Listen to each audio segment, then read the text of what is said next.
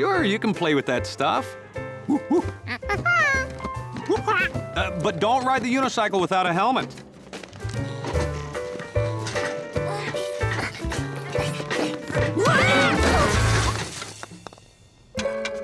Wow, great stuff. Let's get to work.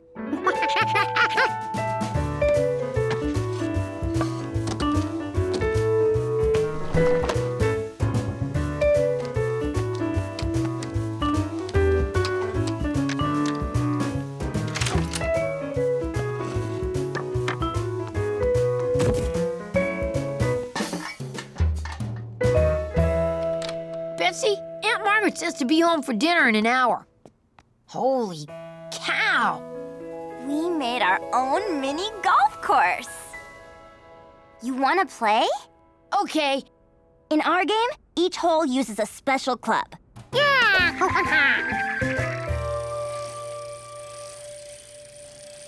You'll never get it through there. You kept hitting the windmill yesterday.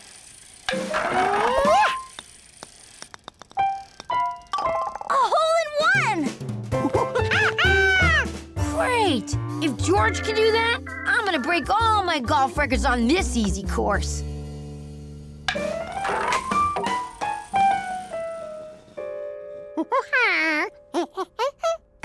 George, thanks, but I really don't need help on this.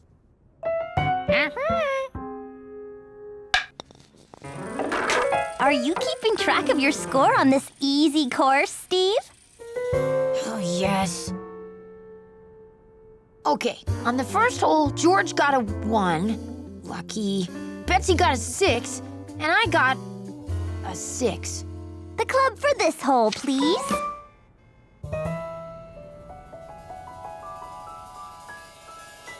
Here we go. Whoa. Oh.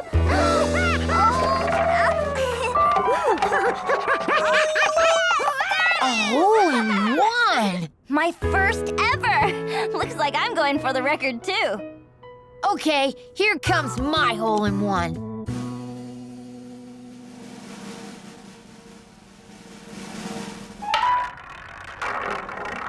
Ah!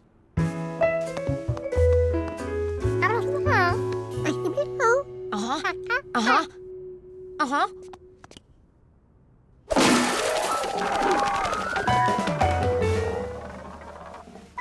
A hole in two!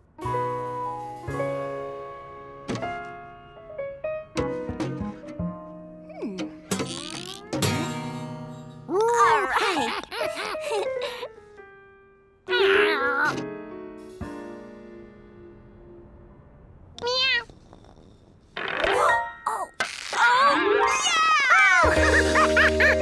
We're all going for our best scores ever on this course. There are first scores ever on this course. Yeah, so they're still the best. What's the club for the last hole?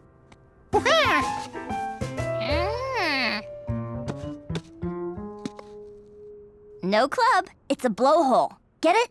Whale? Blowhole? Okay. Going around and through the house. Oh, oh, oh, oh, oh. Perfect.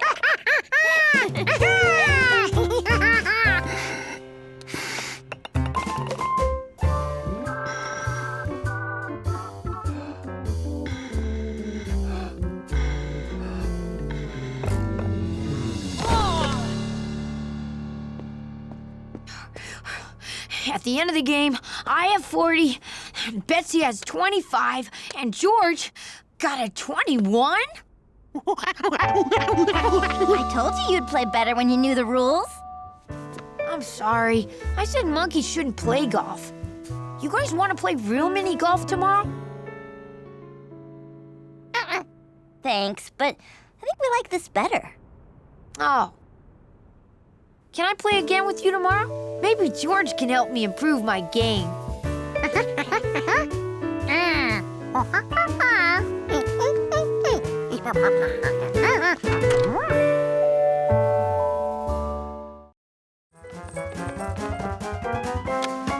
George thought it was nice of Hundley to notice what a rush he was in.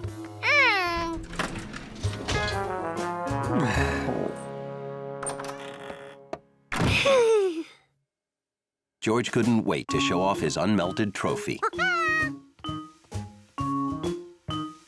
The yellow hat was gone, so the man wasn't home. George figured he'd impress Compass. Pigeons like interesting things.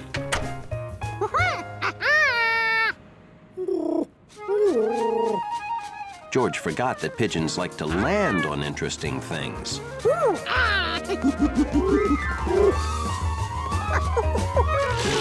When it landed, the ice cream took on a whole new shape. It just kept changing. You dropped it? Oh, you can't drop ice cream. It splatters. That's your plate from before. It refroze. I give you a nice new one. Now remember, no sun, no dropping. Just get it home fast. He's got even more ice cream.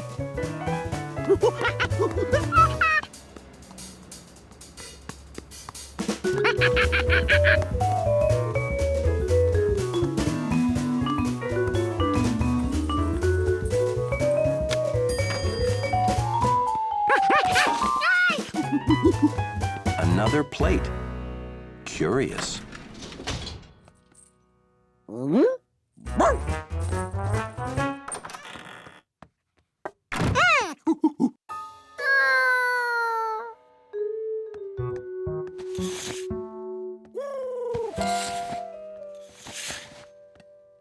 Now there was no sun to melt it.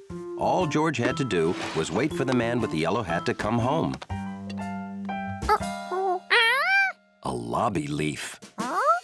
Luckily, George had time to clean it off, so it would be perfect when the man with the yellow hat saw it.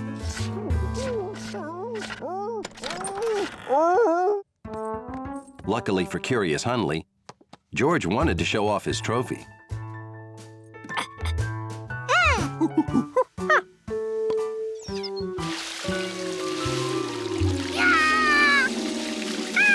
It didn't make sense.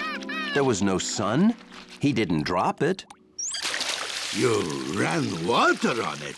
Oh, that's gonna make it melt too.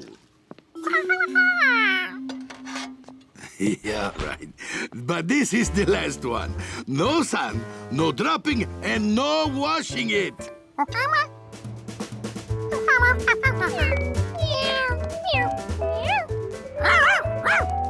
Hey, how much ice cream can one monkey eat alone? I think he's gonna share this time. Come on!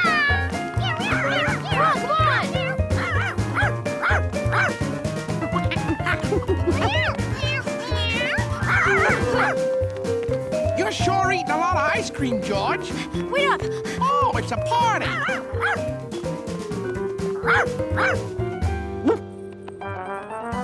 Be a good neighbor, monkey. Share. You've already had so much. Let's get him!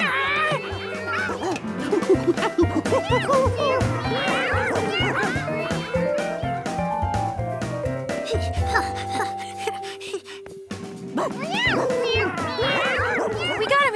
He's right there!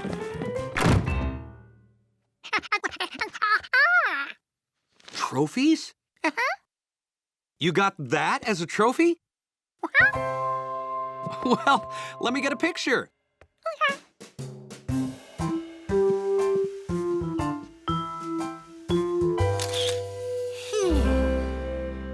Maybe George can't help himself. Maybe monkeys just naturally hoard ice cream.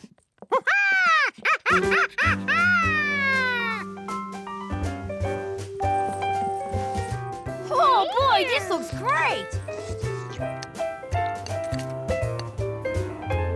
When George got his first trophy, everybody was a winner.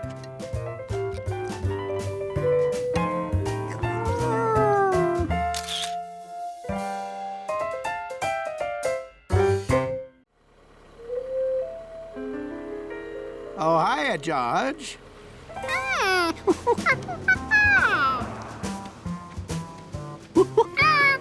Hiya, George. See, this is why boat travel is always best.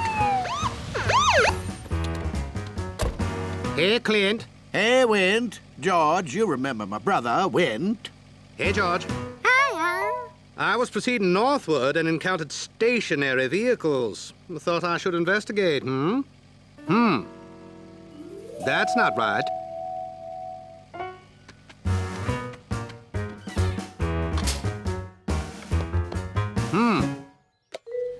Thanks, Wint.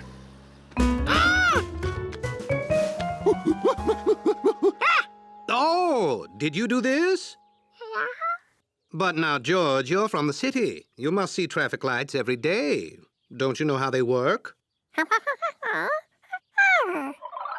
George only paid attention to the lights that told him when to walk. Those other lights were for drivers. And he didn't drive. Well, you're young and you are a monkey, but you should try to be more curious about important things. Well, it's simple. Green means the car should go. Yellow means slow down. Red means the cars have to stop. Don't interfere with that light while it's performing its duty. Okay, George? I don't even know why they put a traffic light out here in the middle of nowhere. Seems wrong.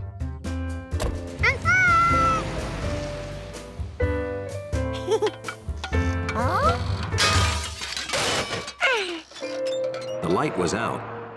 But that wasn't so bad. It wasn't even there yesterday.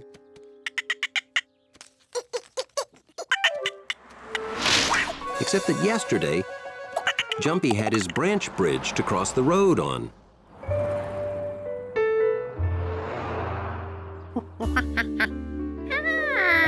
Then George thought of something he could do to help. Since George now understood how a traffic light worked, he was ready to be one.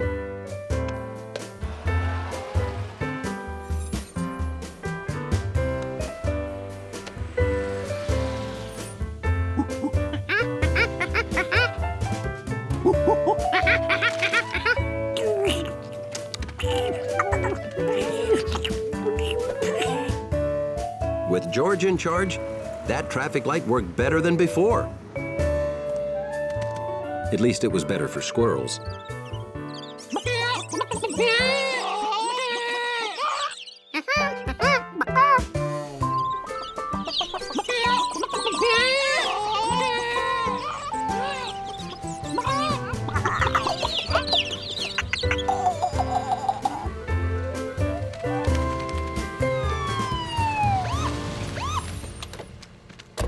George, you promised to let that light perform its duty.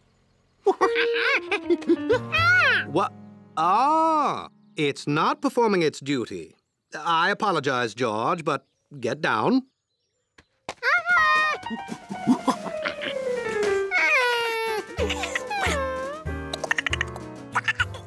Hey, that's the squirrel I always witness proceeding across the road on those high branches.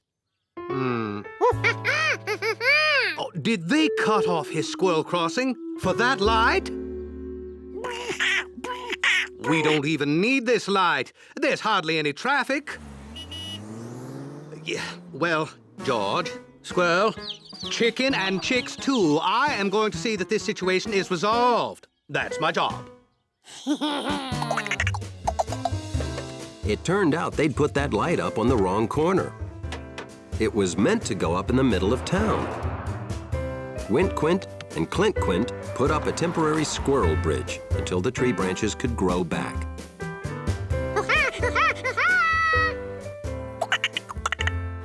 And George decided to look at the traffic lights back in the city. Maybe some of them needed a monkey.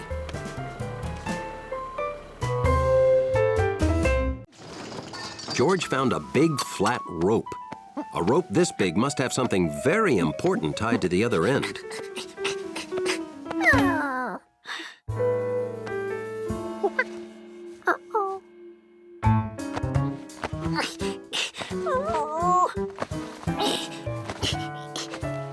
Andy, look at what your mascot did. I'll show you a trick. Push that button.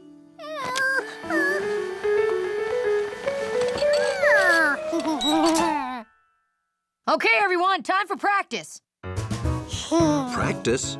This was a chance for George to see all that equipment in action.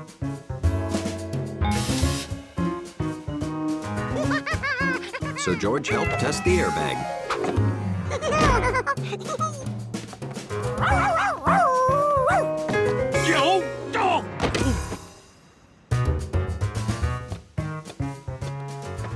He demonstrated what a good climber he was.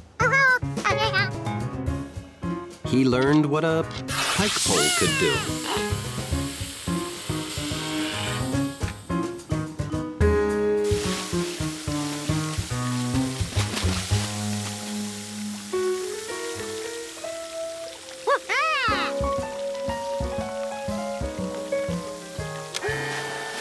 And he showed them that he remembered how to reel in a hose. Oh, stop!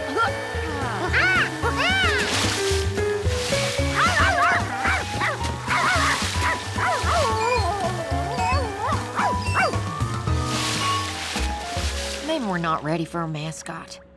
Rescue request. A pigeon is stuck in a whale. Don't say it. Oh, I'm so glad you came quickly. Hello, George. What's the problem? Up there. The pigeon flies out, but then flies right back in. It's like he has no sense of direction. That sounded a lot like a pigeon that George knew. And that sounded like a bad pigeon imitation Compass had heard before. That monkey has more friends than I do. He's free. He's gonna fly right out the window.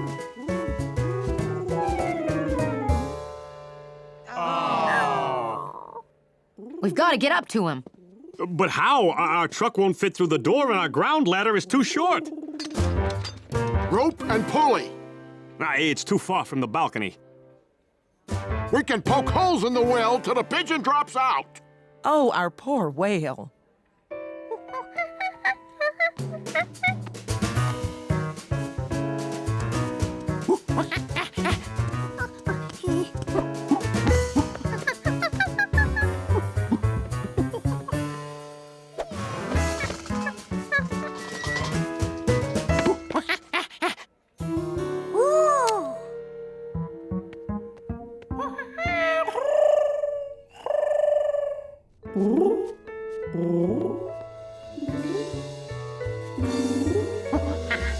Compass was very happy to see a familiar, whatever George was. Look, George is bringing him out. George knew Compass well enough by now, so he pointed the pigeon directly at the far wall.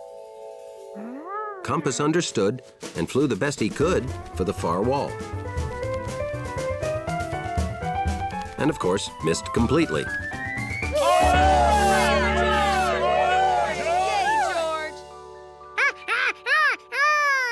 Hey, George, we're ready for you.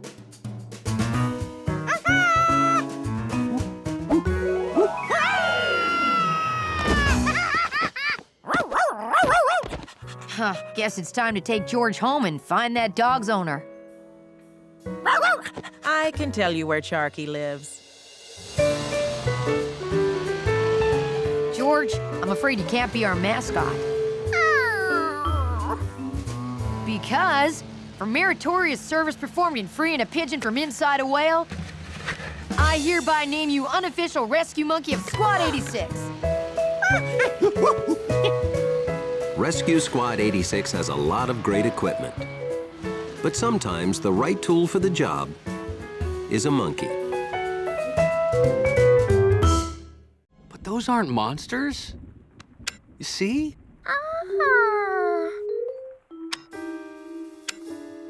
They're the same things in the dark as they are in the light. Your imagination got the best of you, George. But you know what?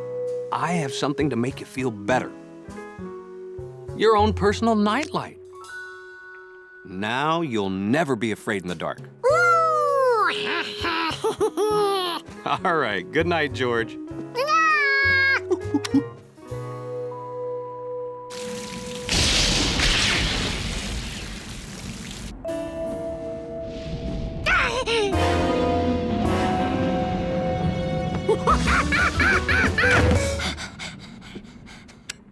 Bad news, George. The storm knocked the power out. Hey, don't worry. We won't be in the dark. I have got my trusty Spelunker Scout's flashlight. Wow, that's funny. I always keep it right here. I know how to handle this old storm. It'll be fun, just like camping out. Right, George? Camping out in the living room would have been fun. If George had been able to fall asleep.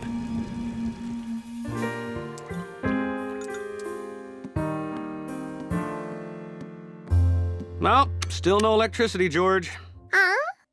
Yep, that last big storm knocked it out for 4 whole days. But don't worry, I know my flashlight is around here somewhere. George knew he had to get that flashlight back if he wanted to sleep tonight. But the thought of going back to that cave alone was too scary.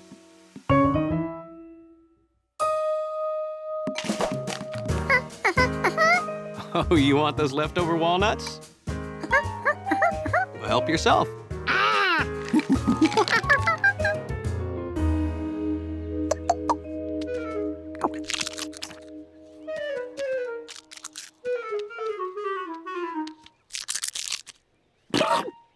George had led Jumpy to the cave.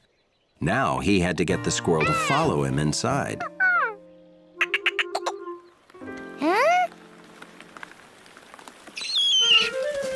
That was easier than he expected.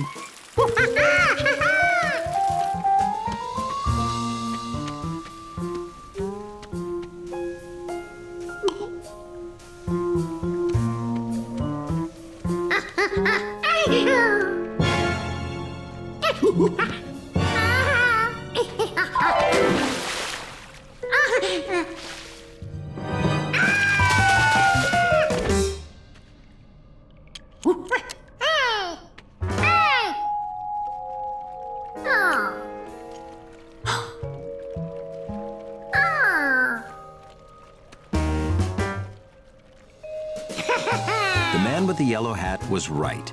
The only scary things in the dark were in George's imagination.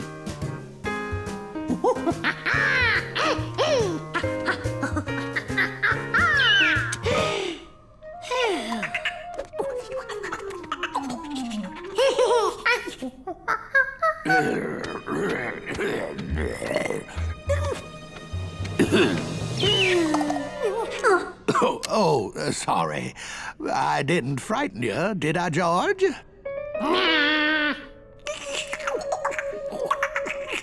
Oh, couldn't make it home before the rain, so I came in here. Oh, and I found this. Want it? I've been exploring this cave since I was a boy. Come on, I'll show you around.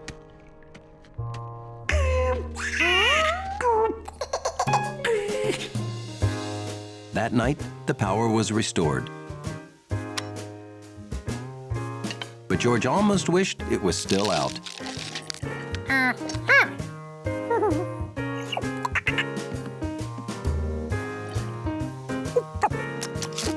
And so, after a day of spooky shadows and strange shapes and sounds,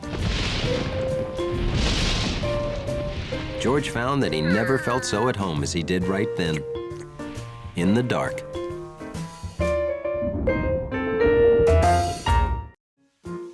Now, as the bees get their nectar, their legs transfer a fine substance called pollen from one flower to the next.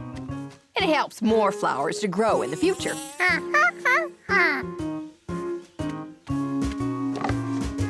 Here at the hive, the nectar turns into the bees' food supply. Can you guess what it's called, George?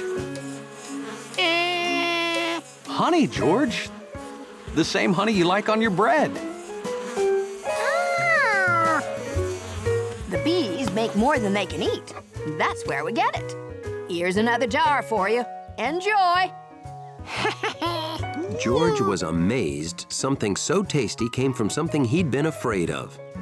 He wanted to say thanks. Not too close, George. Bees will get angry if you disturb their hive. I'm staying to help with the hives, George. I'll be home soon.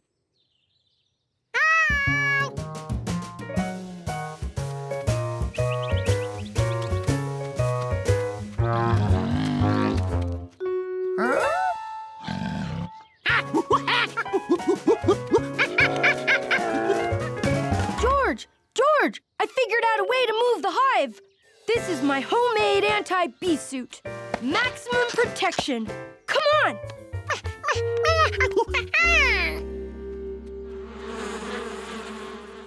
I jump on this plank to launch these mud balls. They knock the hive loose. It falls in the can. Then I take it to Mr. Rankin's. Yeah, it's not the proper way to remove a hive, but I need to act fast before bunnies get stung. George knew Bill's plan was going to make the bees mad.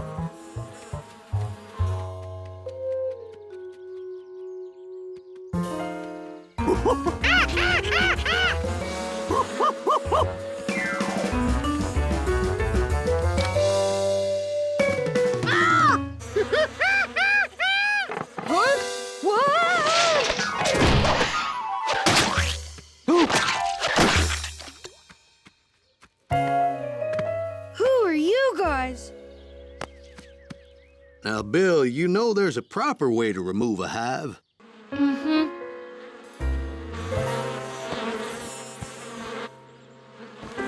Let's get those bunnies somewhere safe and call professional bee removers, huh?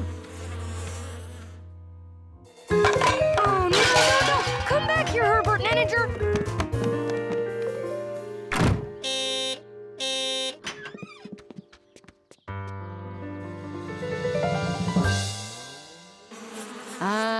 Yup. That's a hive, all right. But I can't help you. Why not? Too many branches in the way. You'll have to get a tree trimmer to cut them before I go up there. Sorry, I can't trim this tree. No way, no how. Why not? All those bees. A bee remover has to remove the hive before I go up there. I'll get rid of the bees after he cuts the branches. Oh, I'll cut the branches after she gets rid of the bees. George couldn't believe a monkey and his neighbors could be outwitted by a hive full of bees.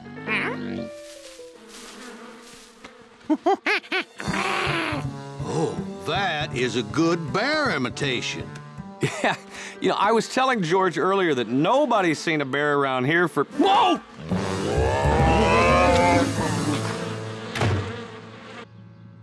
Is he gonna take the hive? What's he waiting for? The bees are protecting their home.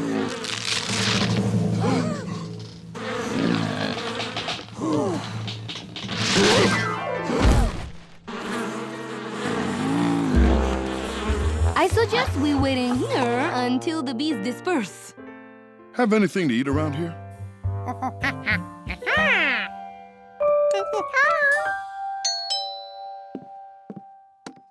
Animal control. I got a call about a bear in a yard up a tree.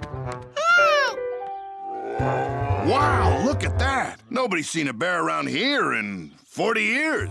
Mm-hmm. All of us experts here and a hungry baby bear solved the whole problem. You were right about the bear all along, George. George hoped he would see the bear again someday. Maybe they could share another honey sandwich.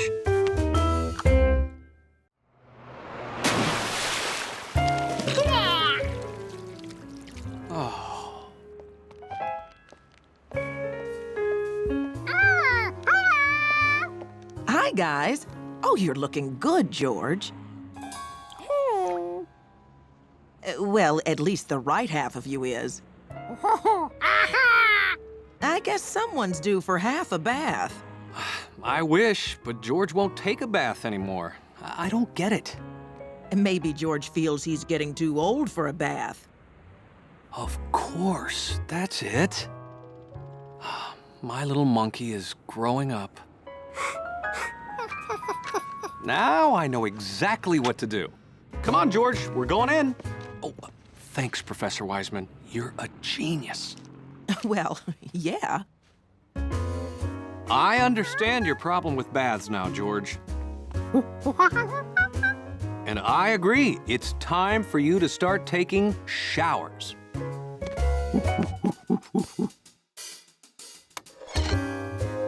Turn on the water, George, and see what happens. Oh. George. George. Okay. Won't take baths, won't take showers. I need to take a walk and not think about any problems for a while.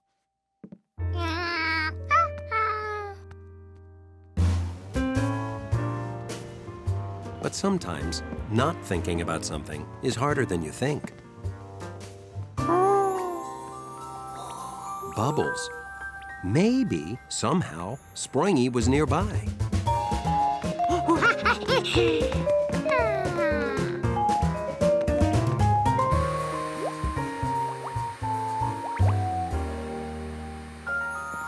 Hi, Betsy. Hi, Steve.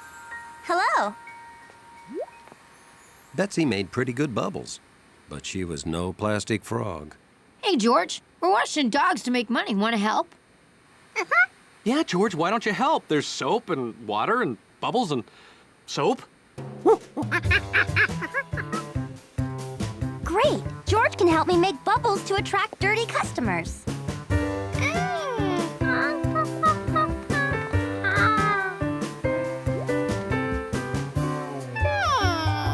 George figured the triangle bubble maker was broken. But a square bubble would be just as good.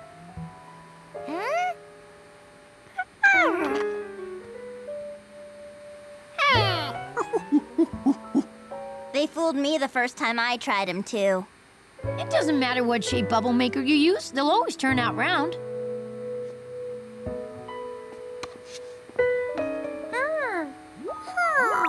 All this bubble making made George miss Springy even more.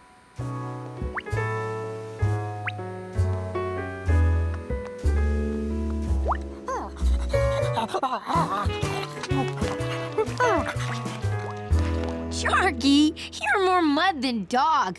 Hey, George, would you help me? Could you wash Sharky's ball? Don't be shy about getting some of that clean water on yourself.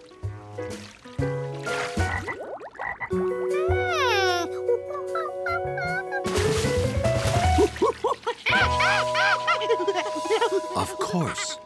The park. The mud. Sharky! No, no, no, no, you're getting dirtier.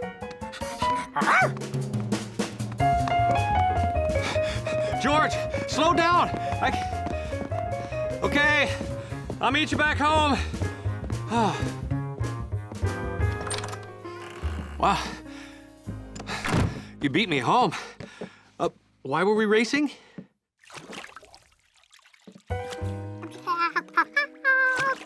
George, you're taking a bath? Okay then, enjoy. Wow. I wonder what that was all about. A bath just wouldn't be a bath without Bubbles and Springy.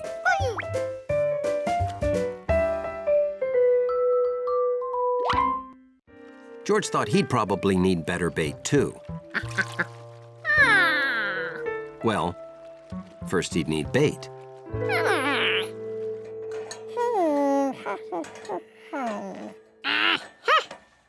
George had been eating a carrot when he saw the eel. Maybe eels like carrots, too. Or other favorite monkey foods.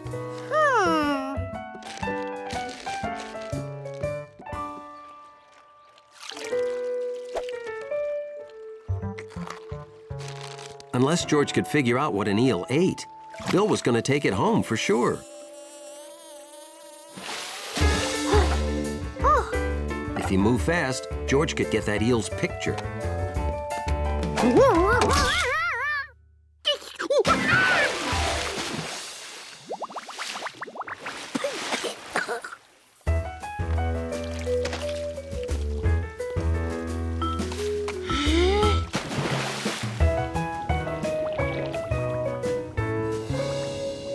George! I've got something! Wow, it's heavy!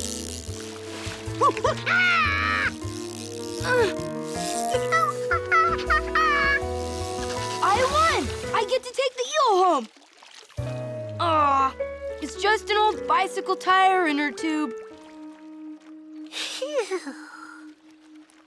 Now I'll have to replace this hook.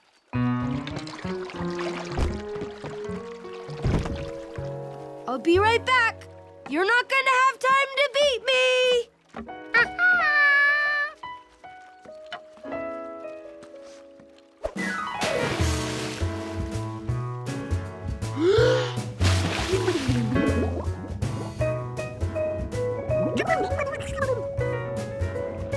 Here was George's chance to get the eel first, so Bill couldn't take it home. The eel was out of reach, and George was out of breath.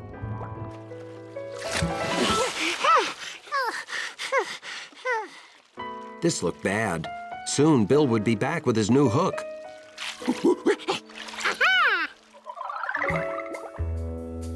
A hook was just what George needed.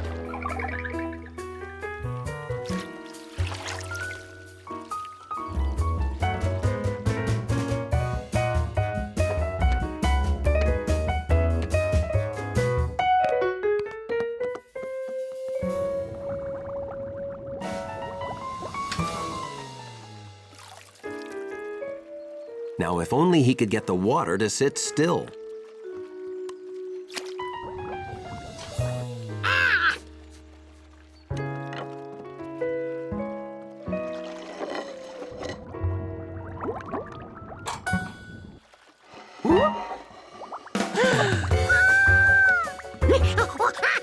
George, you got one! Wow, it looks like a big one. Don't worry, I'll help you. George didn't want Bill to get the eel, but he didn't want the eel to remain trapped either. George, this is what happens when you don't use the proper fishing gear.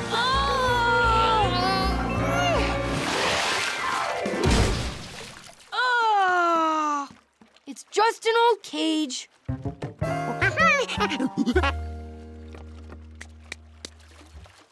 Hey, the eel's in that cage.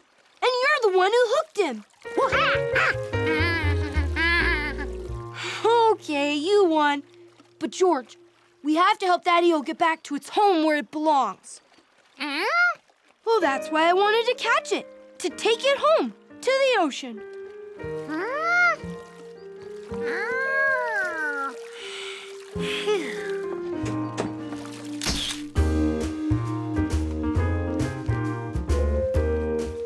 City kid, you don't know this, but eels travel from fresh water to the ocean to spawn. Bon voyage, Mr. Eel! That's the proper way to say goodbye to someone headed out on the ocean.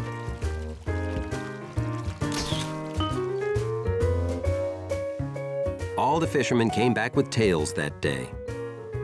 Mr. Quint's tale of how he freed a whale, and George's tale of how he and Bill freed that eel.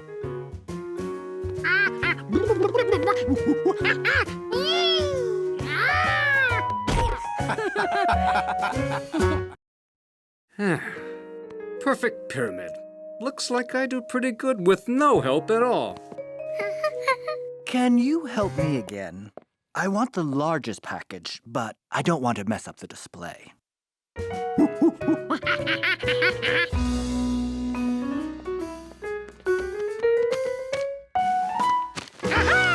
No, the package under that one. No, the package under that one. No, the package under that one.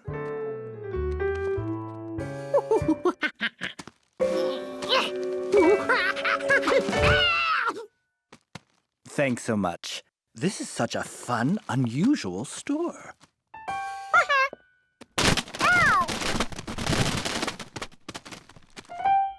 George was thankful the grocery store didn't sell bricks. That lady looked like she needed monkey help. Oh, I guess my pyramid wasn't so perfect. What do you have there? It's the diagram for our new window display. It's going to have a tree, colorful balls, and other fun stuff. Oh, I can't wait to see it. Me too, but I can't set it up till my son gets back. I'd better put the diagram in a safe place. Look, it was here a second ago.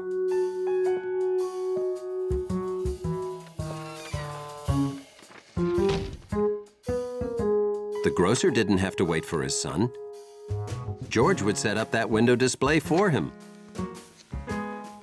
First, he looked for a tree. He found one behind the boxes.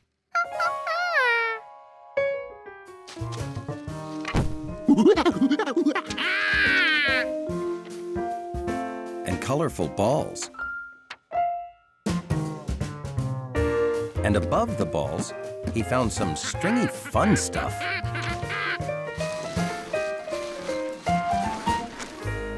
That diagram couldn't just get up and walk away.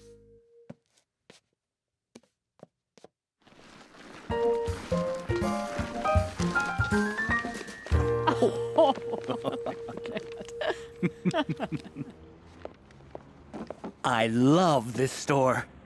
I just had to come back and say, Merry Christmas. Huh? Hey, Merry Christmas! Huh? Why is everyone wishing me Merry Christmas all of a sudden? Your window! What a great idea!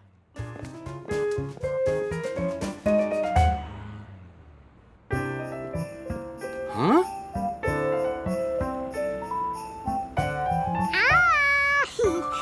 Oh, hi, George.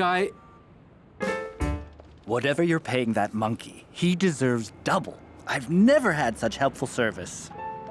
Me neither. Have you been working here all day, helping customers? And this?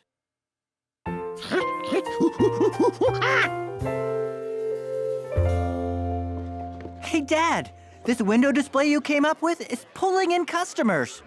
The store's crowded. It is. I guess this is our first annual Christmas in July sale, built by our Employee of the Month, George. Now can we get out of this window? It's July.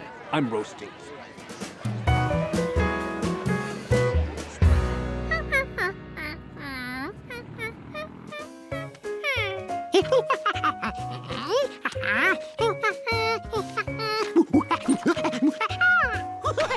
I know! The grocer told me all about your job. I am very proud of you, George. Keep up the good work and you'll be able to buy that oven yourself. But I got you a little something to hold you over until you do.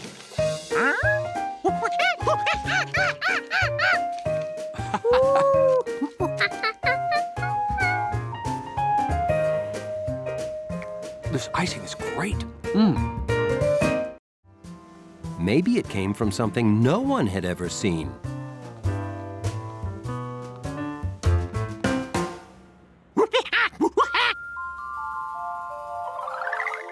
Some undiscovered dinosaur.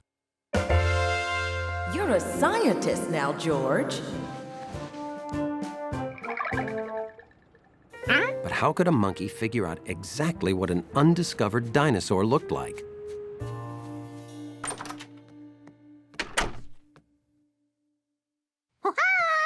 Hi, George.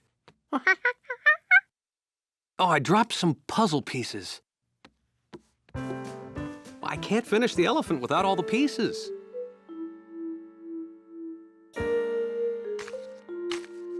The pieces George found didn't look like pieces of elephant. You found them!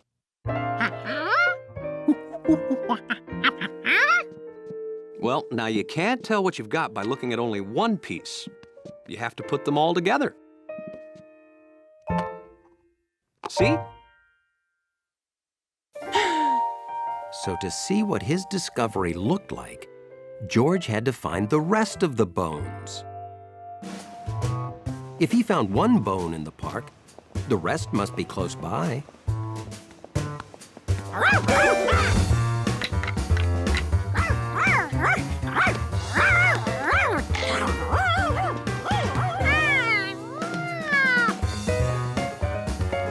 Sharky kept treating George's discovery like a toy, which may explain why you never see any dog scientists.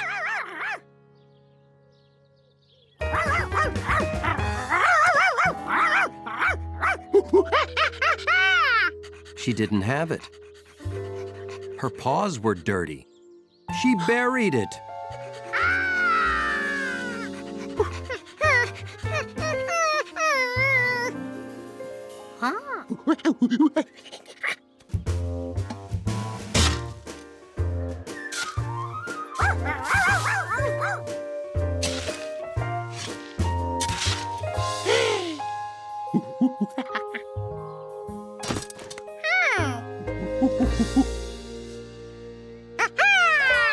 Another bone.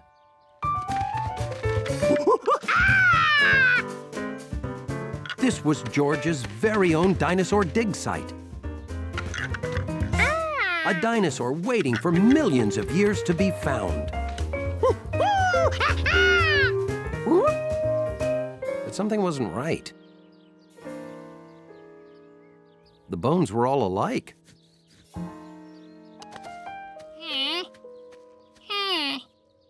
Hi, George. What do you have there? You found all these? Here in the park?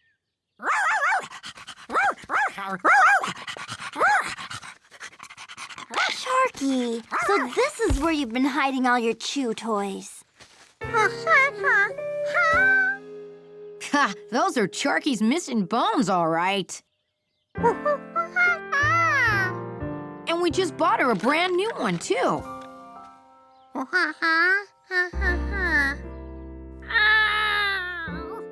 So that's why Sharky treated George's discovery like a toy.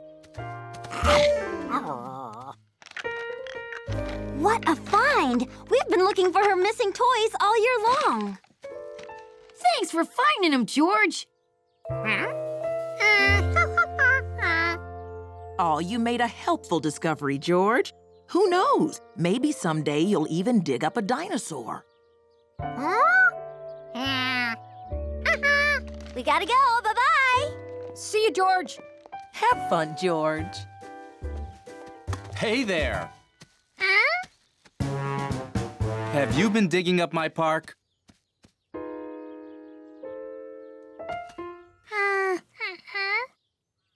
Then you've got a hole to fill in.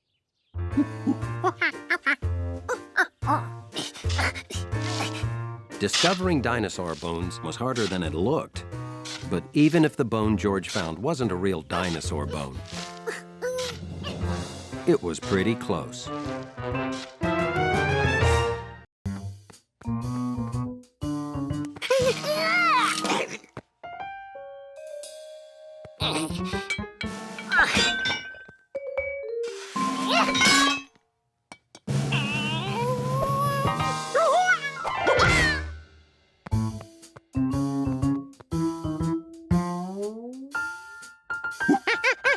So you want to grow big and strong like me, huh? Great! I'll show you the proper workout, and you can be as big as me in 5 years. George couldn't wait 5 years. Not today.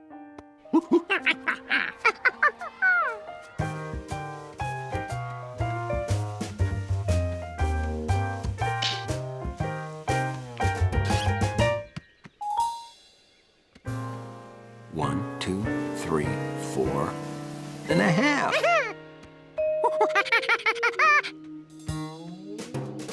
George had grown half a licorice whip. Eating like a giraffe and exercising really helped. Maybe he could stretch himself the last half a licorice whip.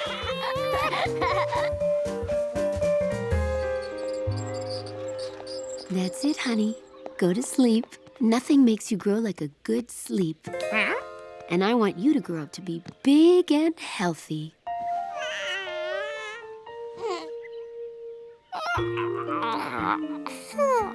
All this growing made George tired.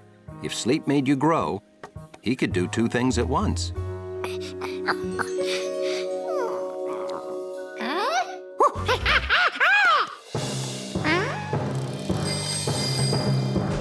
Sleep made George grow a lot, at least in his dream.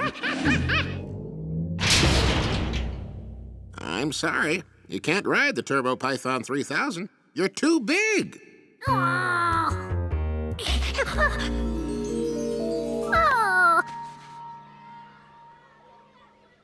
George didn't grow as big as he had in his dream, but he grew enough to be 5 licorice whips tall. My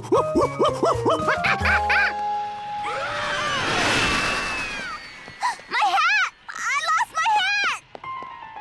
Seeing Betsy lose her hat reminded the man with the yellow hat of that fateful day.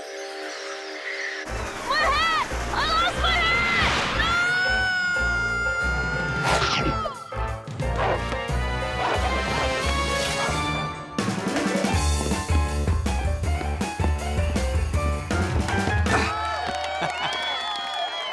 That's it. I'm not afraid of roller coasters. I'm afraid of losing my yellow hat. Your hat is safe, Betsy!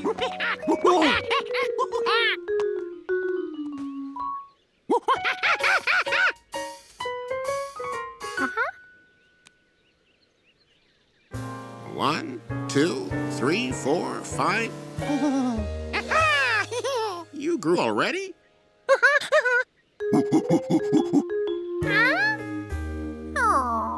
Any chance you've been nibbling on those licorice whips, George? When you were first measured, the licorice whips were longer, so it took 4 of them to measure you. But every time you took a bite, you made it smaller, so now it takes 5 to measure you. So you didn't grow at all. Sorry. What's with all these sour faces? I don't like sour faces at me park, you know. Oh, hi there, Captain Zany. You see, this monkey's too short to ride the Turbo Python 3000. Too short? Bah! He's not too short. Monkeys don't grow very big. That's why we have the... You must be this tall if you're a monkey side.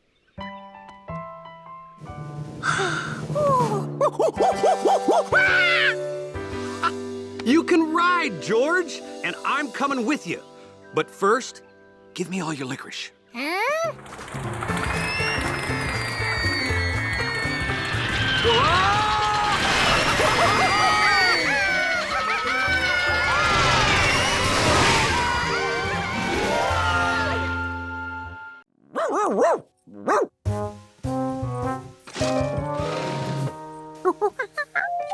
Hunley always led people through the lobby, so he used his skills to lead George around obstacles.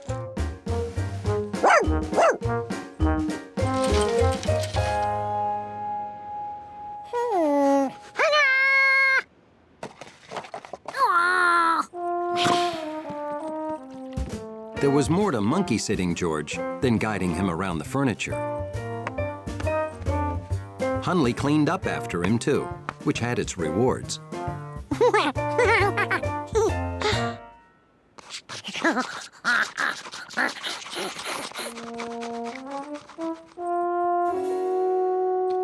He also helped with those itches that George couldn't reach.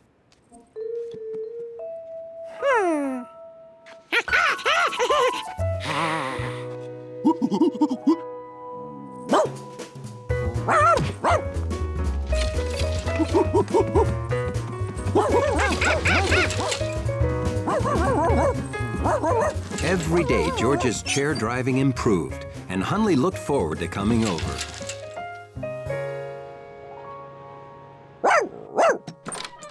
Good morning to you too, Hundley. And then, something changed. Remember, use the crutches, don't step on your cast, and be a good little monkey and dachshund. They taught George to use the crutches in the hospital. But he needed practice.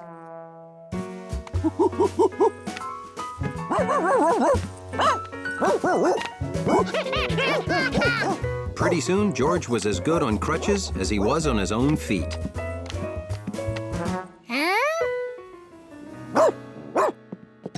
And as soon as he got really good... Good news, Hundley. George is allowed to walk on his cast now.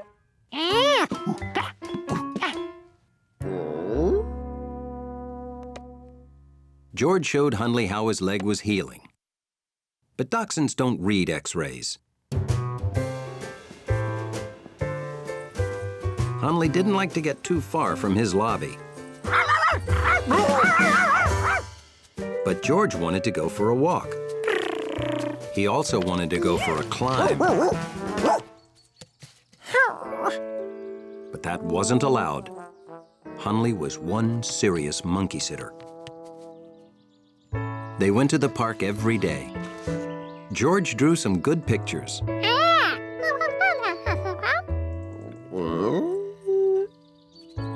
And Hundley discovered he liked lying on grass and taking slow strolls with a monkey.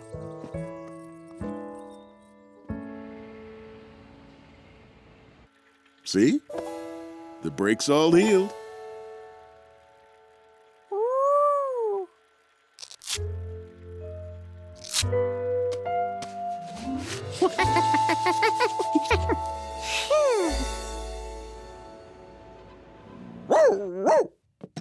Well, hello.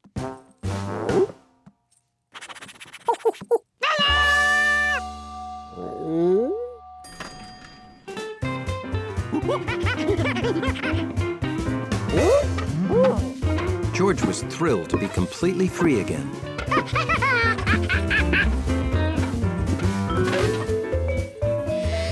Back to normal, I see. Good as new. Thanks for all of your help, Hundley. Guess you're back on lobby duty with me, boy. George wanted Hundley to come with him. But Hundley had a job to do.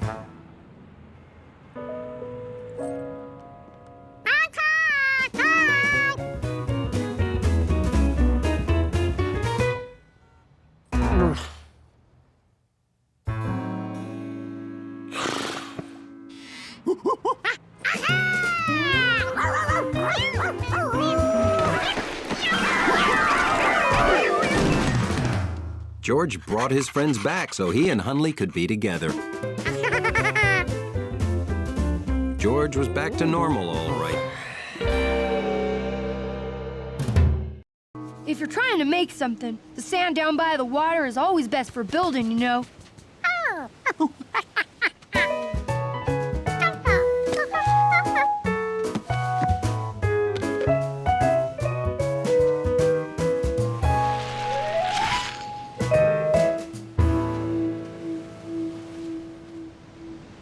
This sand felt different. That other sand was obviously broken.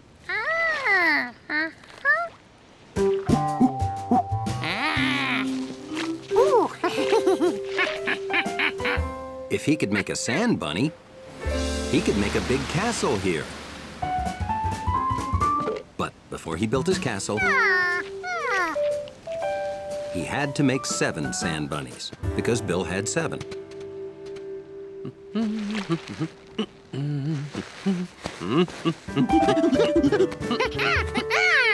Don't look yet, I'm not done. George brought the man with the yellow hat down to see his bunny sand sculptures.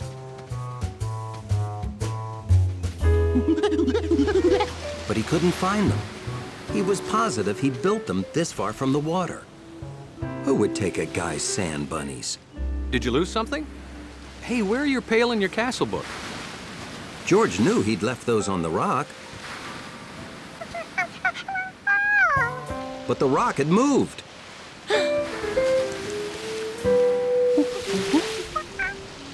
That rock used to be out of the water, didn't it? You know what happened, George? The tide came in. You see? This rock didn't move. When the tide's in, the waves reach higher up the beach.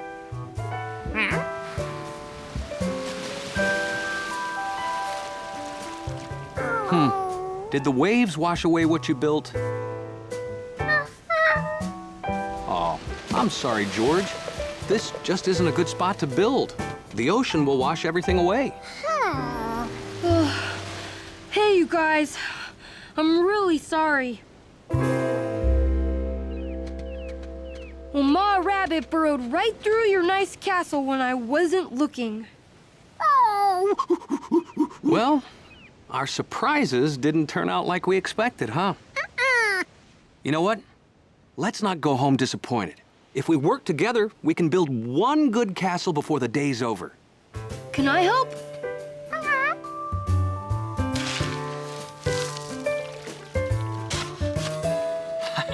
See? So they all pulled together. All right, once you get good, wet packing sand, carry it away from the water so the waves can't wipe out your work.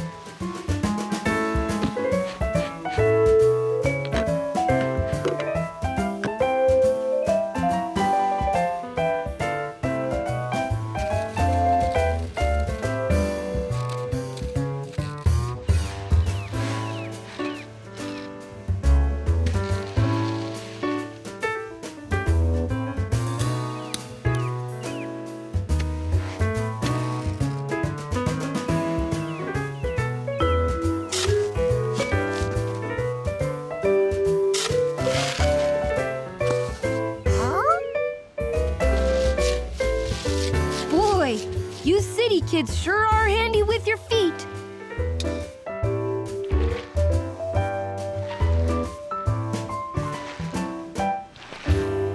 That's a pretty good job, boys.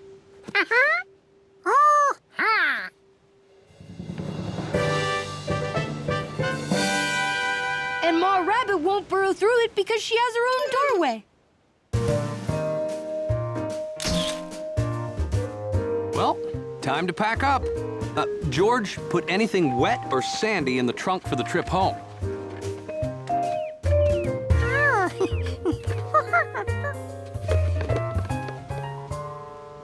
It was a great little castle, but George wasn't going to give up on his dream of having a great big castle.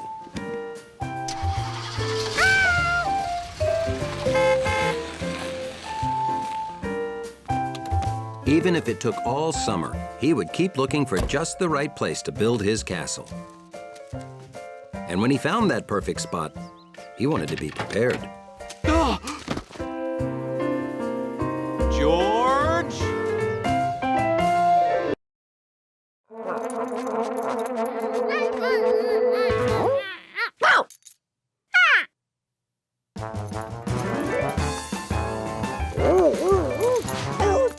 George never realized that Hunley spent so much of the day playing. This was fun. Only his hands weren't used to being dog paws. George realized he needed a few small changes to be a good dog.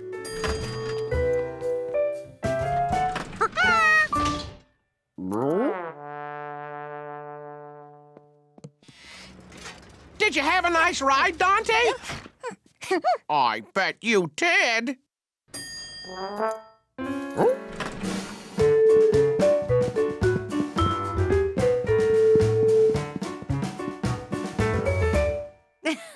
Well, what is this?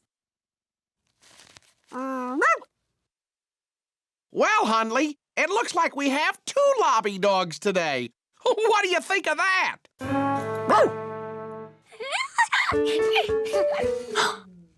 Say bye-bye, doggies.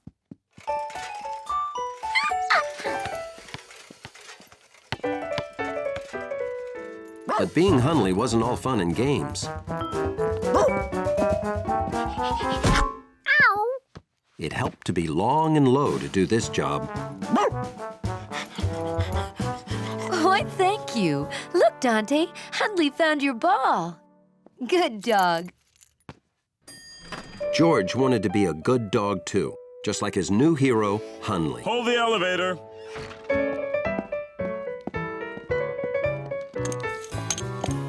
And here was his chance. But picking up things with your mouth was harder than it looked. That's a baby, right? Hi, baby.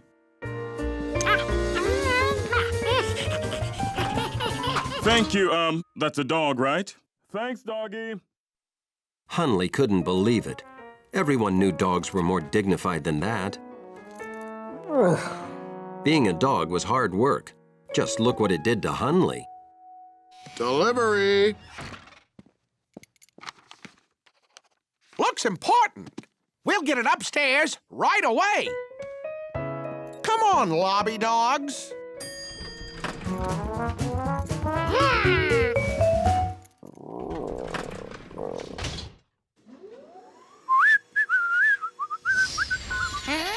Uh-oh.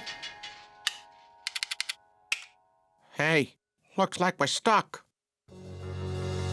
Oh. It's okay, Hunley.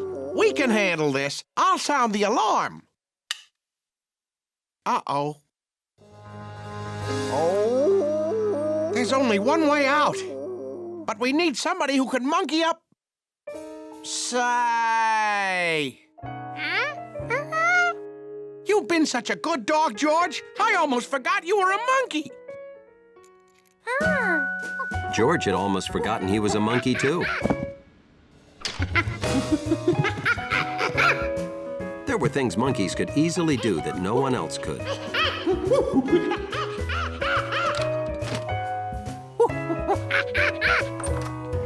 Hello? I'd like to report a stuck elevator. Best of all, George didn't even have to think about how to be a monkey. It just came naturally. A flashlight. Thanks, George. And a bottle of water. And cushions. And a radio. And sometimes a monkey was just the thing to be.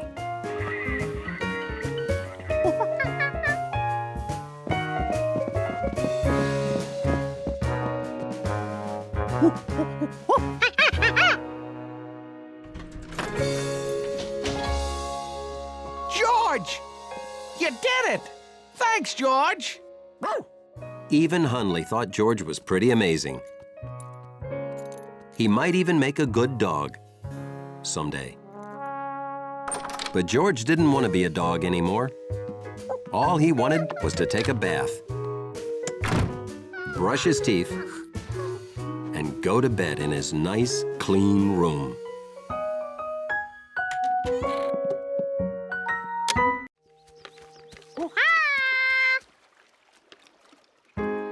What else would make a bathtub feel more like home to a turtle?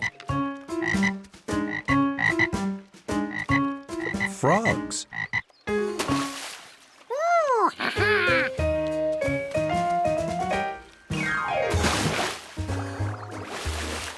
Ahoy, George. Need any help there?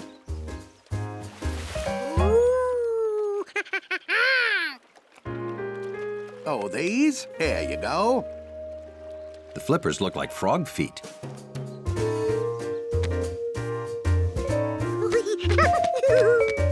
Wait, you can't run into the... Never mind. Well, you're in anyway. You'll want this too.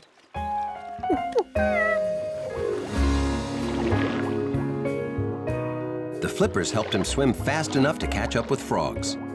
It also helped that the frogs had never seen another frog so big. and Harry before.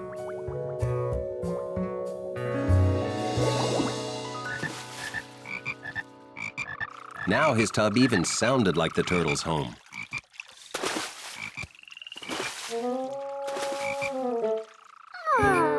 Maybe sand and snails and frogs just weren't enough.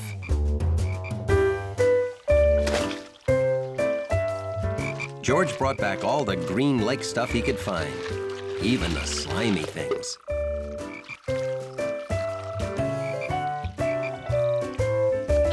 He'd accidentally caught a fish. The turtle had to like that.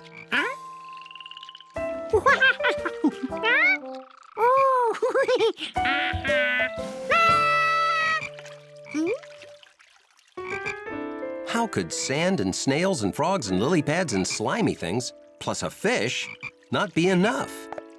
The only thing the lake had that this tub didn't was Mr. Quint. Maybe a monkey could never make a turtle happy.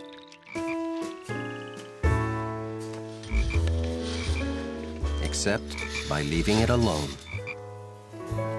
So George decided to go back to what he was doing in the first place, searching for Bill's lost disc.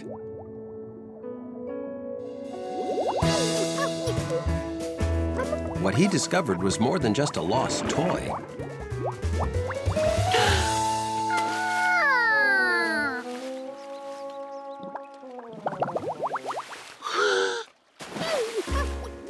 And they could hold their breath for a long, long time. Much longer than a monkey.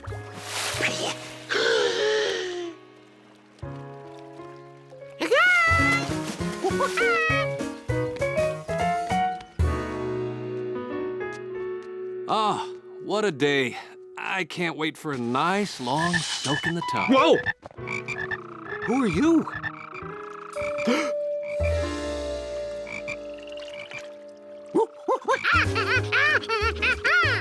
George, has it really been that long since I cleaned the tub, or did you do this?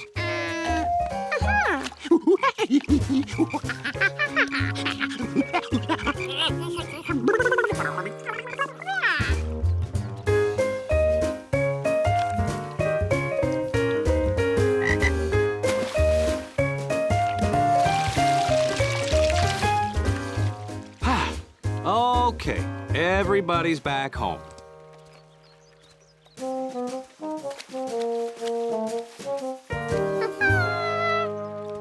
I hope you've learned there's more to a happy home than just a dirty bathtub. Thinking back, George realized even though it would be fun to have worms living under his bed, they'd be happier in their own home, dirt. Still, it was exciting to think new friends might turn up right in your own backyard. Or even under it.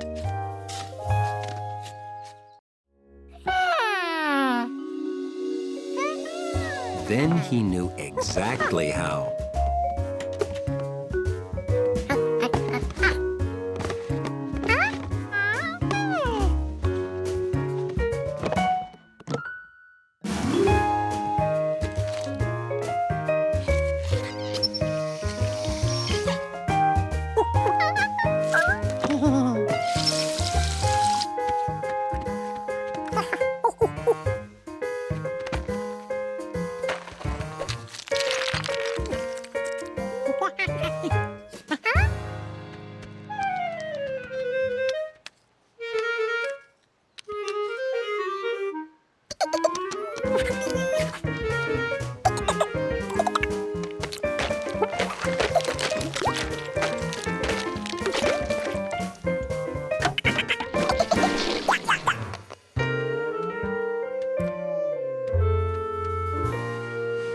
I'm afraid it's going to be even colder tomorrow. Sorry. You can still have warm dreams, though. Good night. Colder tomorrow? George couldn't wait. Don't forget your hat.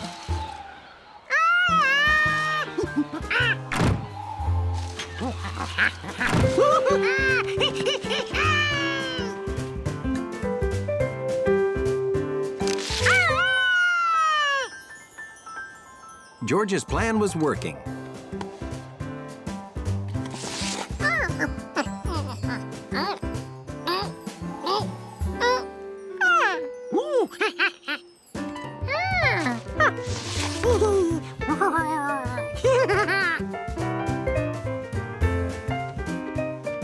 George had made an ice bowling set.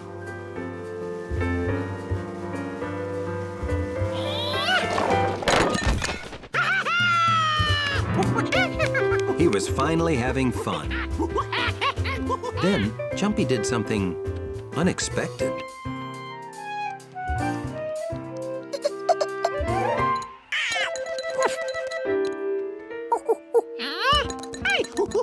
At first, George thought squirrels must really hate bowling.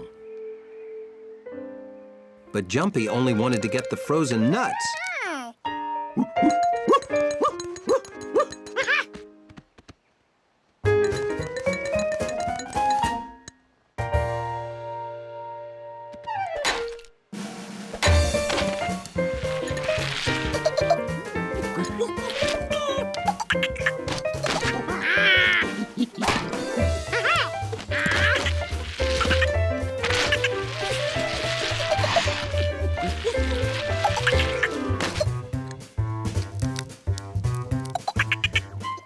George and Jumpy played nut hockey till the sun went down. Then he set up for the next day. In the morning, George bundled up. You're not gonna need that hat and scarf. It's warmer today.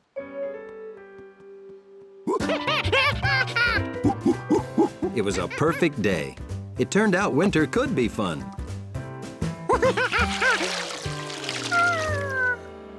Except now, it wasn't cold enough to freeze anything solid. All that work inventing fun stuff, and it was all for nothing. Winter. It was like a roller coaster of blah.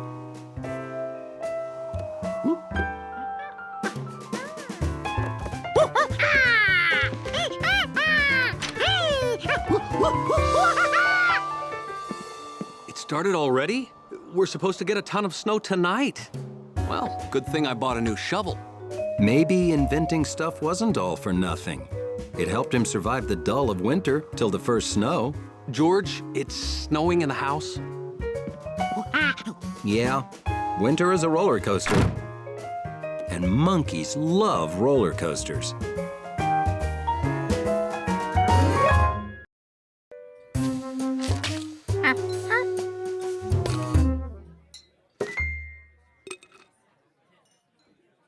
I guess he doesn't want us filling up before the meal.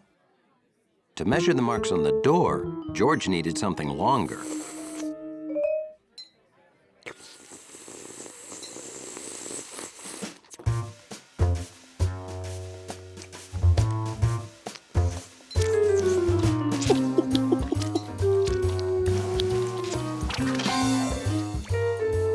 I think he's a restaurant critic. He's taking samples of the pasta.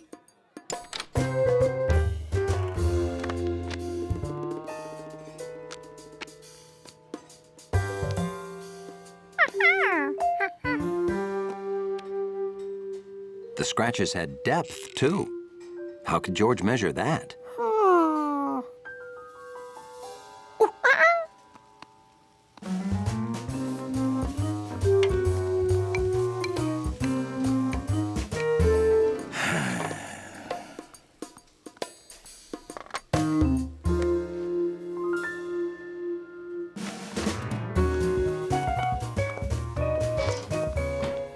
Where's that side of ravioli? But I just cooked it. Waiter, could we get some water?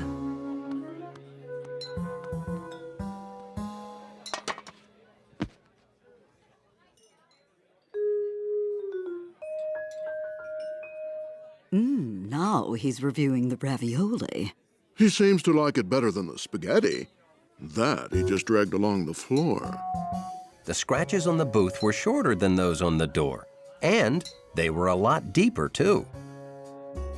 George proved the scratches were different. Gnocchi was innocent.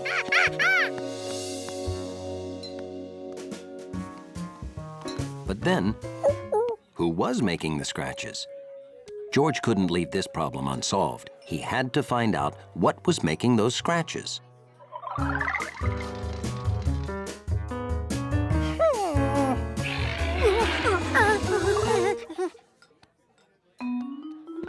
There was no evidence of a bear or dinosaur break-in. Where is our garlic bread? We ordered it quite some time ago. I think your waiter is quite lazy. Oh, I am so sorry. Mi scusi. I will get it now. Oh, he's not the waiter. He's reviewing the restaurant for the newspaper. Don't be silly. It's true. He really likes the ravioli.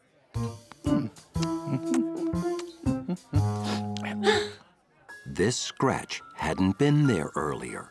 It was brand new. This is the most thorough reviewer I have ever seen.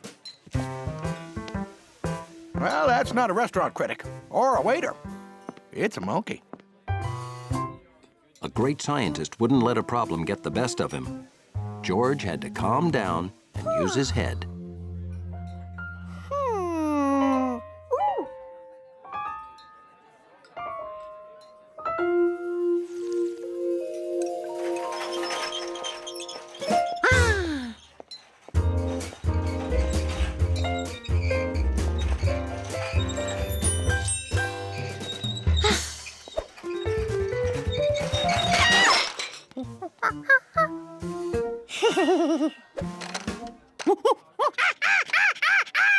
Giorgio, what are you doing in here?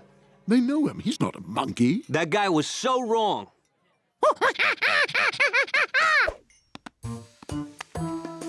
George showed them what he had discovered.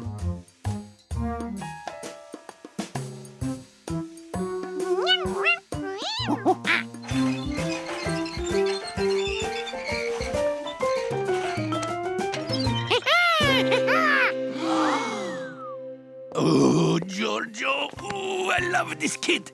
You are proving Gnocchi is innocent. I'm so happy. I'm gonna make 2 trays of cannoli. Exactly. Cannoli for everyone. On the house.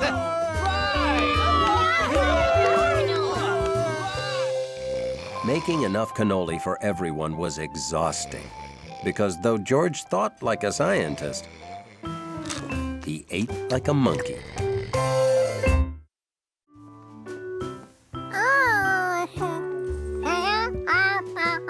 We have to help put this all back. Us? I'm going for the record. Taking mail is a crime. Either a 211 or 907A. You know he did it. That makes you his accomplice.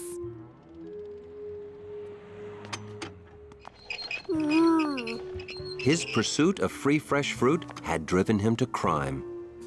Accidentally. You didn't know, George. You're a monkey. I'll do it. I want to get back to my game. You'll take all day. I'm older, smarter, and faster. Oh, yeah? How about whoever returns the most packages fastest gets to play your game? You, Sharky, and Neighbor Monkey can be a team. I'll beat you all. His name is George, and you're on. 3, piece of cake.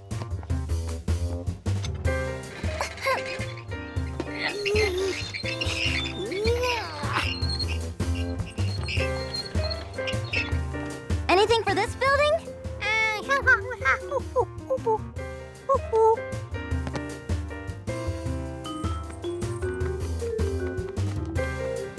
Hold it. That says 15. Huh? Ooh. We have to find one that says 8. You're gonna have to move faster than this. While Betsy and George searched, Steve kept on delivering.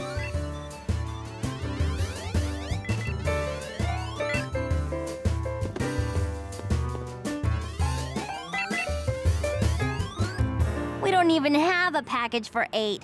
What a waste of time. This is my 6th. Have you even delivered one? He's too fast. You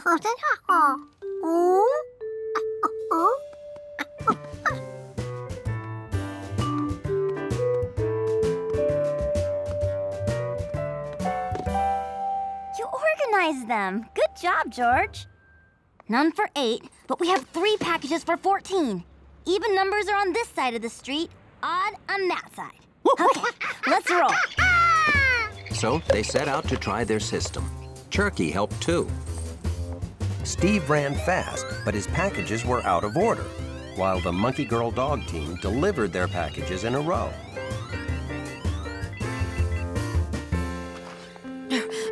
I've delivered 11 packages. Hey, where'd all the packages go? We just delivered our 11th also. So whoever delivers their next one fastest wins. 20? Back across the street again?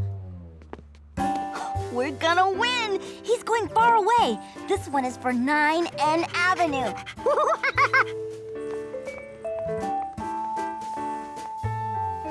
There is no 9. What do we do? There's 7 and 11.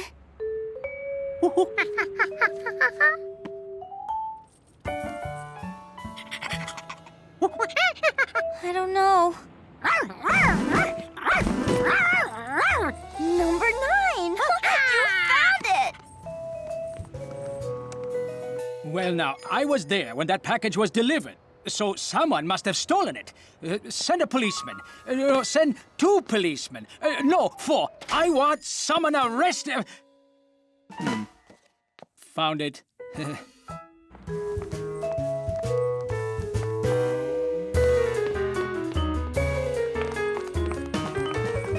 Yes, it's a tie! Does that mean we get to play the game? No, you had to win to play.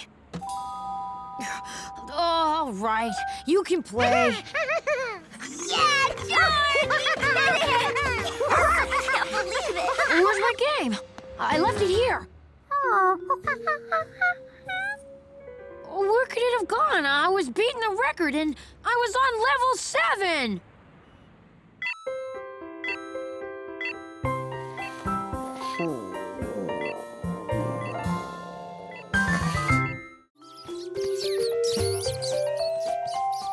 George didn't find the farmer,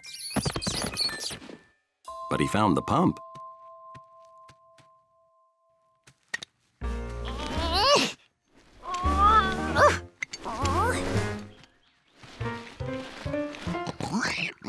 This is when good watch pigs go get their farmer. They needed a gate opener pig. How could such a little monkey move a big, heavy pump? George could use a bike to move the pump.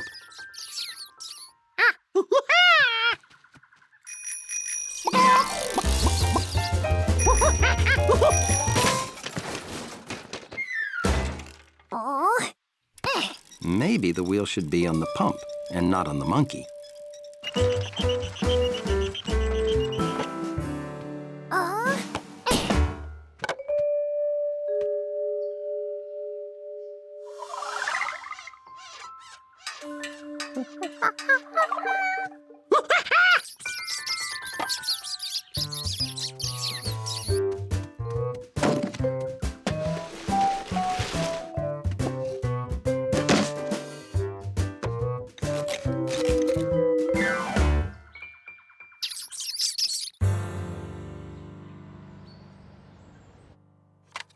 All done. Less snaggy legs.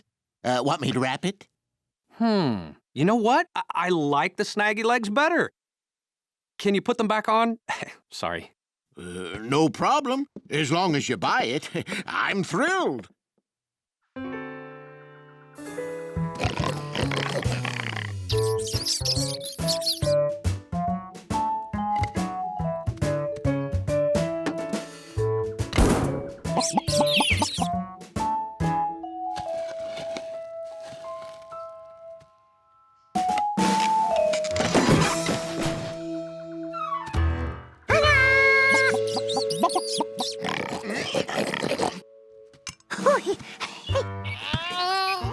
Even with wheels, George needed help to pull it all the way back to the house.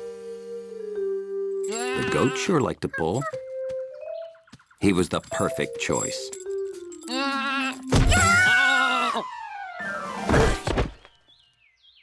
Or maybe the pigs would do it. But when he opened the gate, they ran to do their watch pig duties and get their farmer. Wasn't there anybody who'd help?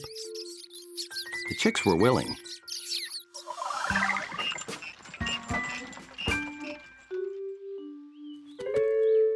But the cow was a lot stronger. All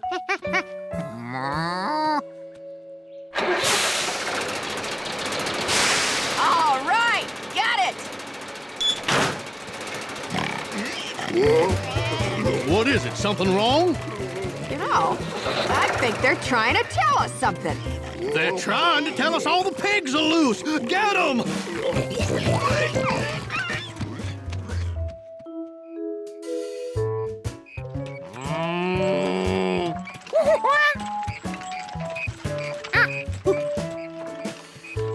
That cow was so good at towing a pump that it went right past her.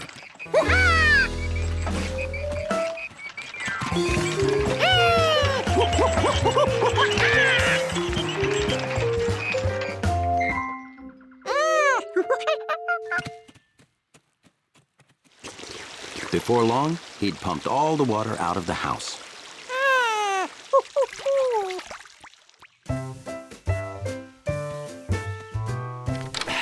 George, I'm home. Wow, that new rug makes the whole room look cleaner. George, come see what I bought.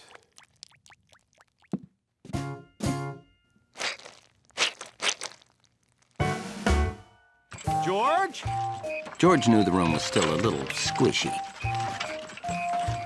But he had the feeling there was something else he forgot.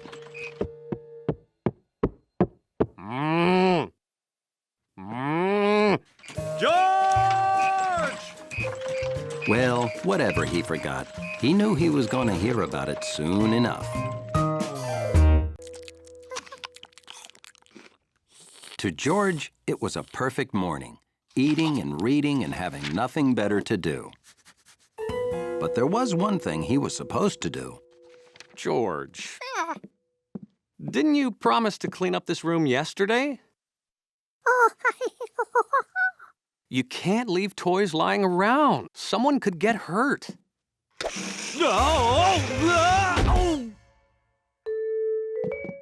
Whew. Lucky for me, this wall was here. Now, please, clean up, George. When I come home from work, we'll spend the evening in our nice, clean living room, okay?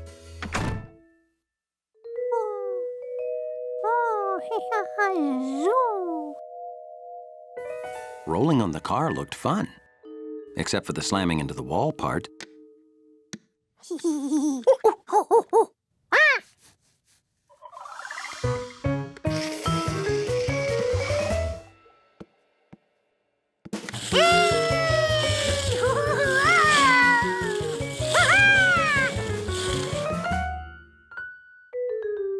If one car was fun, imagine what you could do with two. George had to show his great new car shoes to someone.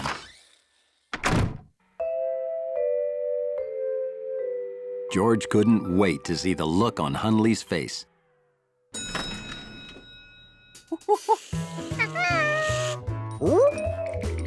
That wasn't the look he expected.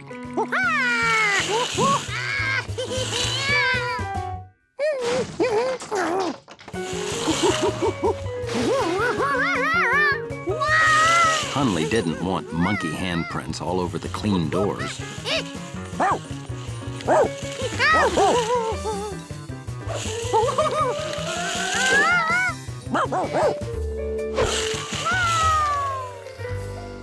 George didn't know how to turn around and go back.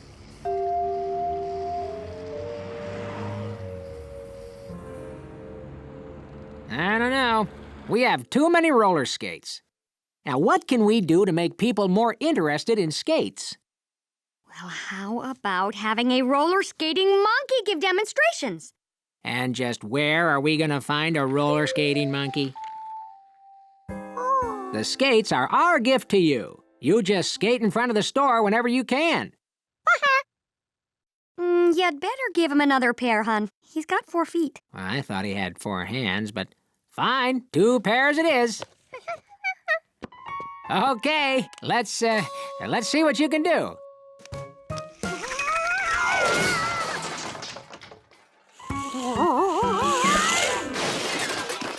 Maybe he should practice outside. Yeah, gotcha. Now you practice, little mister, then come back. Okay. You ever think we'll see him again? If you can't trust a monkey, who can you trust? George liked his new skates. But what were these black things for?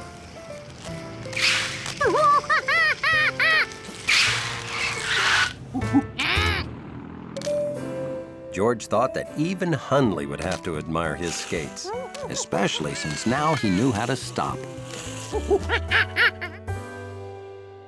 Huh? Let me help you with those. Hundley, you're in charge.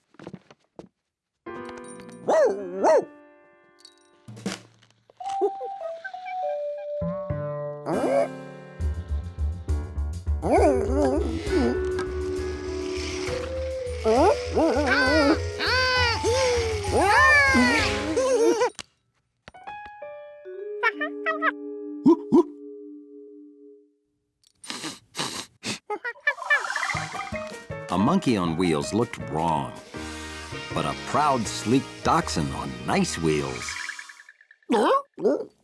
George knew exactly what Hundley wanted to do.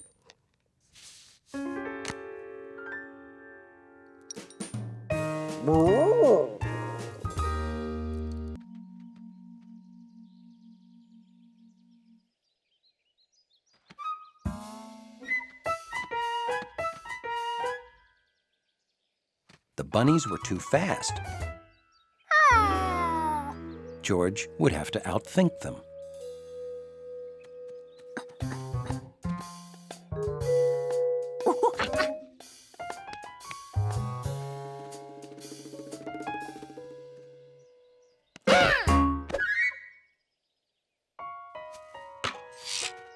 One down, 6 to go.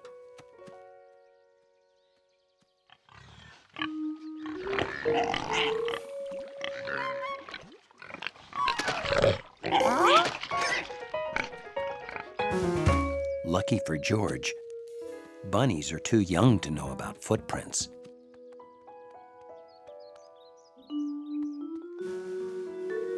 It takes more than a superior brain to outthink bunnies. It helps to be wearing a cap.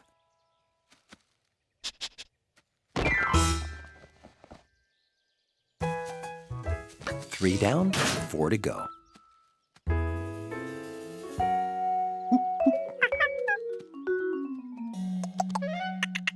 Squirrels don't like surprises, not even small ones.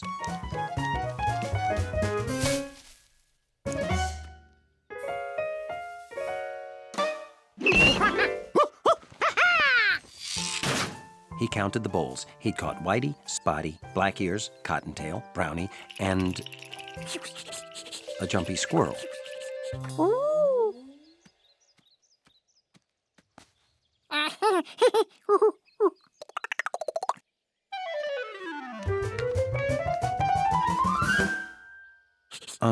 Add being grabbed by a monkey to the list of surprises that squirrels really don't like.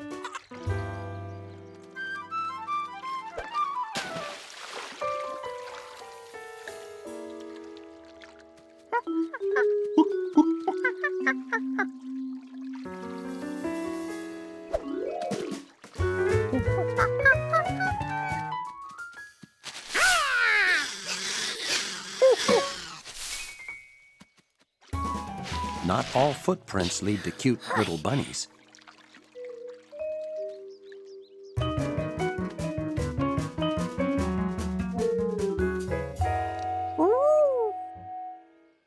Hi, George. What you doing?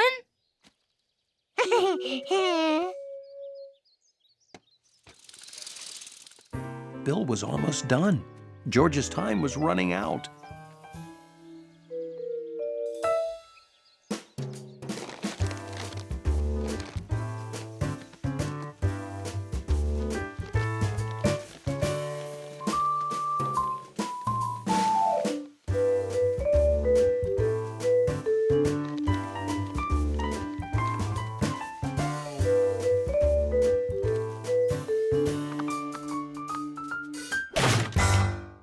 George had caught every bunny except Herbert Ninninger, and Bill would be home soon.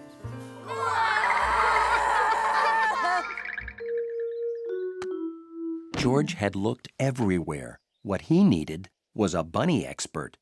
But who knew a lot about bunnies?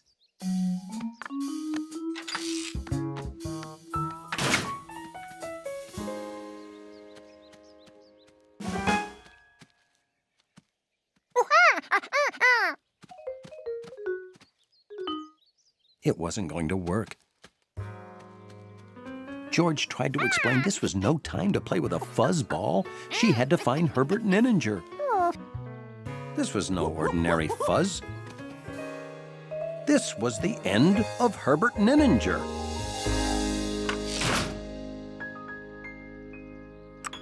Hey, George. Keeping the bunnies company? Thanks. As a reward for doing that and being so patient, I'm gonna let you pet one right now. Petting a bunny isn't easy. It's all about maintaining control. Step 1, unlock latch.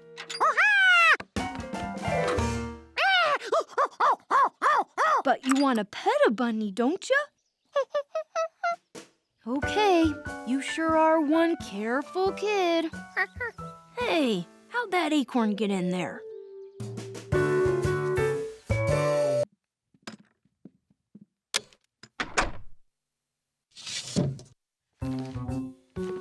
George wondered if the giraffe lived here with a friend, like the man with the yellow hat. The giraffe and the zebra weren't saying hi. Maybe they couldn't see George in the dark.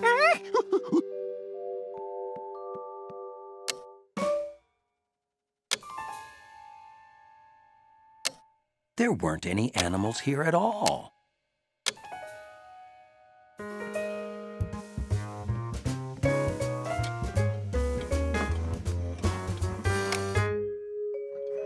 This was an amazing thing.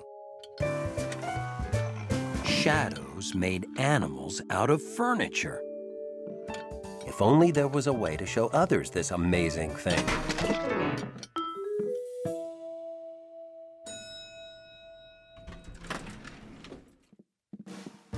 We want you to see how the new color looks before we paint the whole place, Mr. Glass. I chose that color myself. Everyone thinks it's a dull room.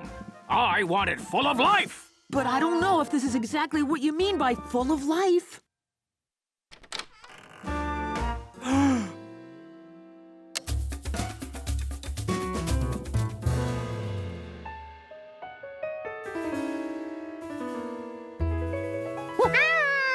George was thrilled someone was here to see what he'd done. People didn't seem happy. Maybe they needed to see it again.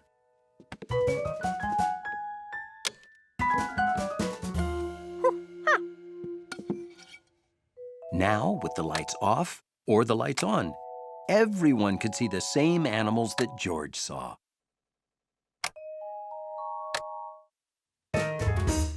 Did you do this? No, that monkey must have done it. George had seen people this unhappy before. They usually needed some quiet time alone. Stop that monkey!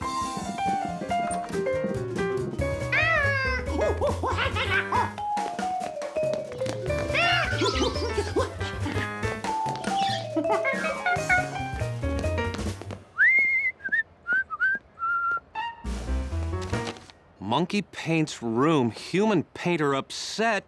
That's gotta be George.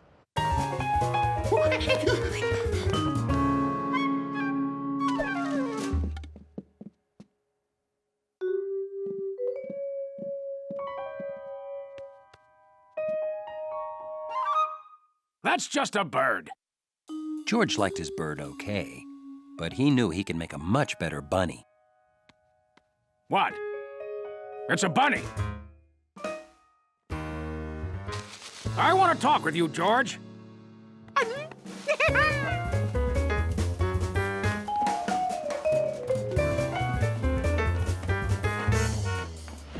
George!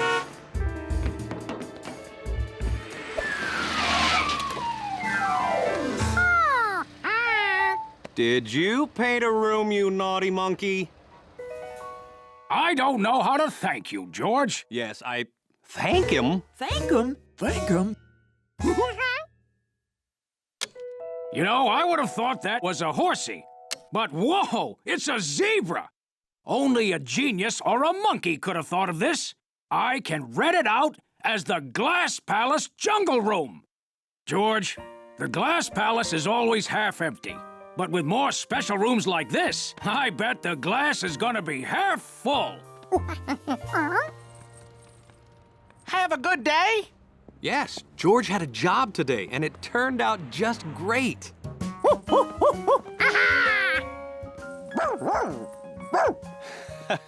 Hunley seems happy we're home. Hunley was very happy to know George was home. And the city was still working just fine. I think he's just hungry.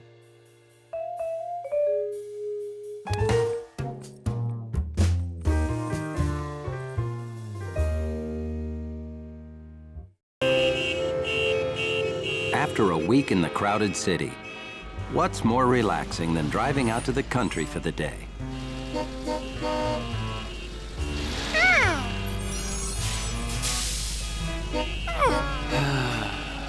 Okay, sometimes the drive is slow. But it's a good time to think about relaxing stuff, like feeding ducks.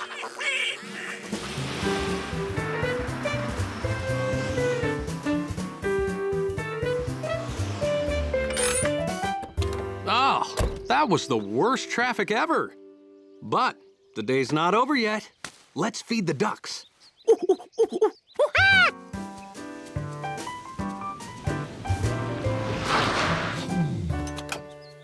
Hi, Mrs. Rankins.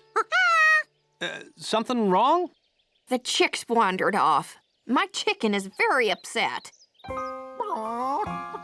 If I don't find them before dark... Yeah, not much time left to feed ducks either. I'll help you search. You can feed them without me, okay, George? But stay by the duck pen. I don't want you to get lost like the chicks.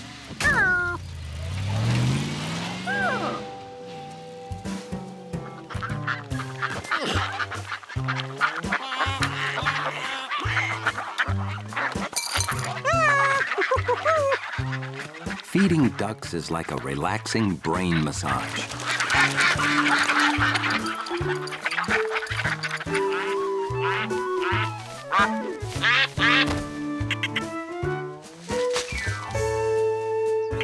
Jumpy Squirrel was a good jumper. And an even better food finder.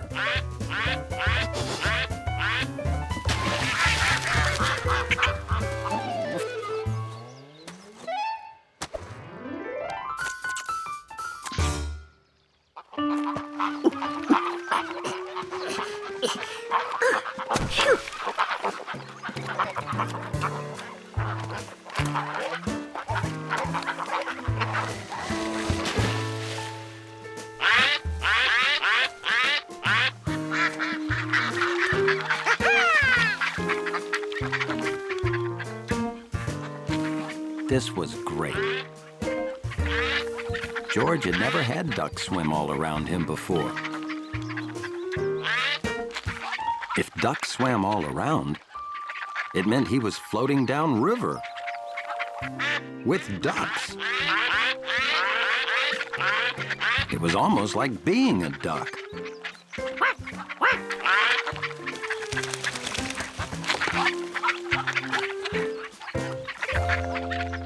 Let's see if the chicks are along the fence. Hey, maybe they squeezed out here.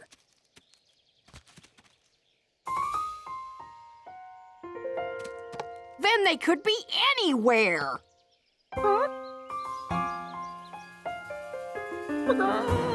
Maybe they'll figure out how to find their way home again. At that very moment, the chicks were trying to find their way home. But they were bad at it. Really bad. And speaking of lost, George was too busy being a duck to notice he was floating away from home. Fast.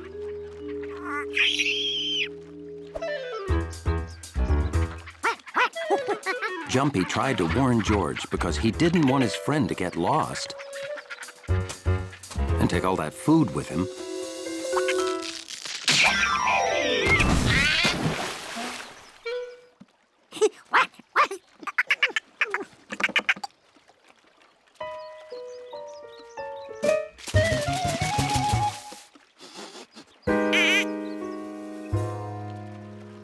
Soon, they were in a place they'd never seen before, which made George curious. Jumpy thought they should jump onto that small boat on the right. Or was it on the left? And it wasn't small. It wasn't even in the river. But Jumpy missed home.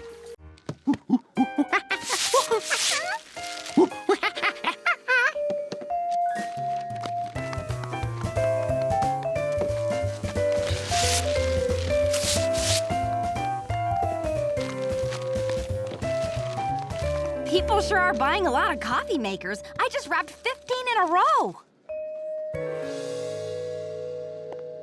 There you are. I've been looking all over for you.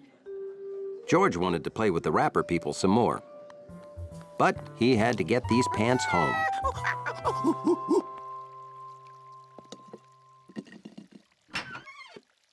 George hadn't been gone very long. But when he got back,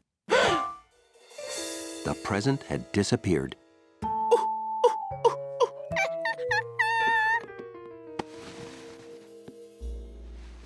Oh, thanks for picking up my pants, George.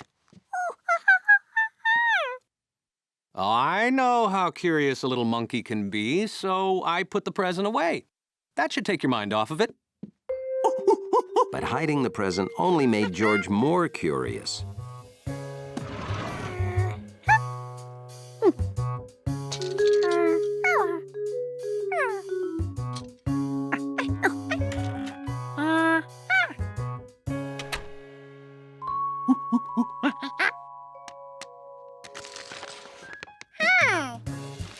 This was the first time George noticed the walls were wrapped. It looked like wrapping on top of more wrapping. Maybe there were 100 layers of wallpaper under here.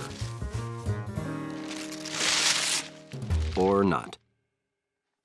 Since he reached the end, George tried to put it all back. But it didn't want to go.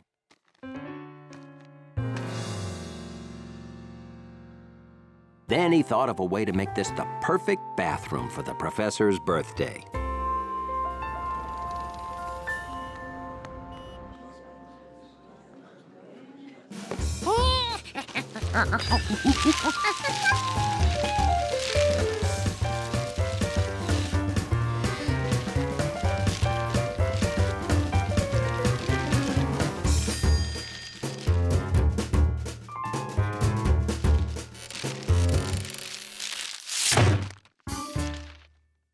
Is that you, George?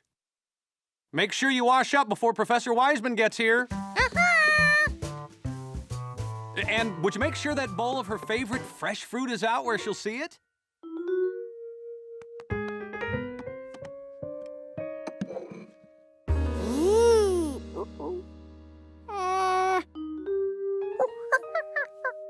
You can't get away with that.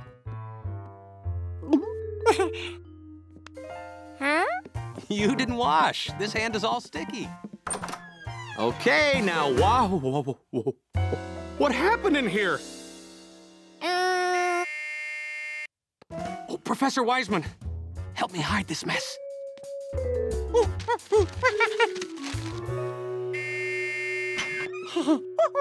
Hello, George. Everything okay?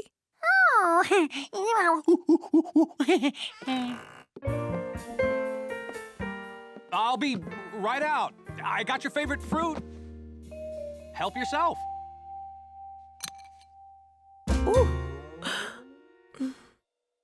Is this a banangerine? You can't put skins on fruit, George. Only nature can do that. On the other hand, nature doesn't make banangerines. Sorry, I'm...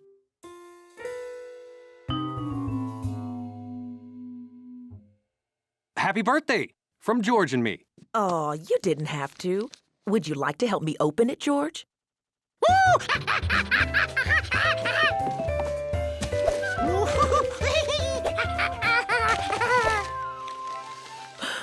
I never would have guessed that's what was in this big box. That's why it was wrapped that way. Oh, my favorite symphony. You remembered. Thanks. Let's listen to it during dinner. Oh, here, I'll get that. George figured he'd better eat something. Because this was gonna take a while. George wondered what a rubber band would grow into.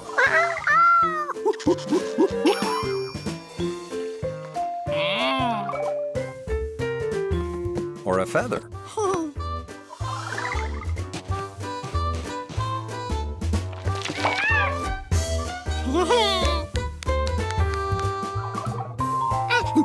George was gonna grow all kinds of exciting things.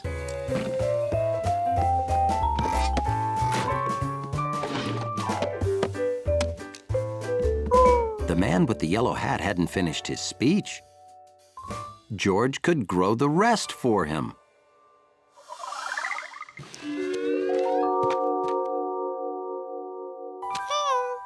Blah, blah, blah, bleedy, bleed, blue, blah, blah. Thank you. This would be the best speech ever. Hi, have you been just sitting there waiting for me the whole time?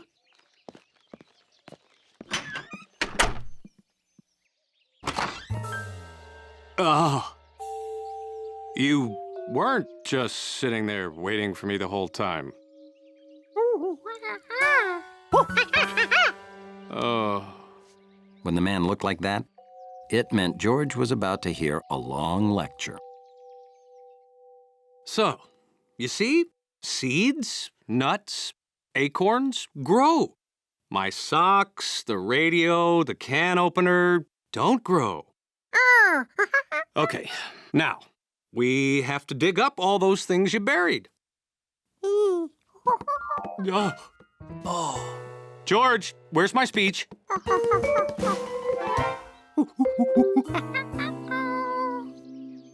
Okay, we have to dig up my speech first.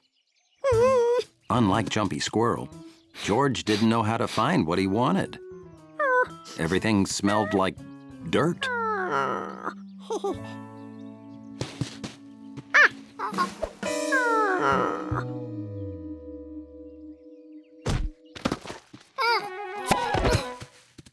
Hey, you digging a swimming pool? Oh, no, Bill.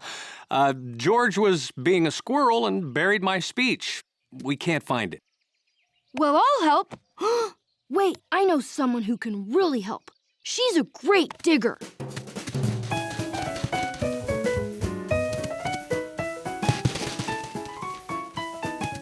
No speech here. Oh, digging a pool there, are you? George buried something and we're trying to find it.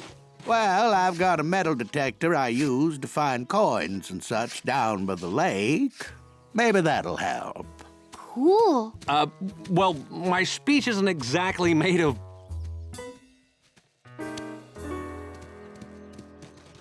Well, no.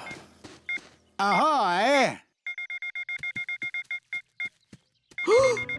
Maybe it's what you're looking for. No, my speech isn't made of Ooh! Are they pirate keys? Could be. Maybe to a treasure chest. No, we're not gonna find my speech, and I can't rewrite it in time. I'll just have to skip the tribute.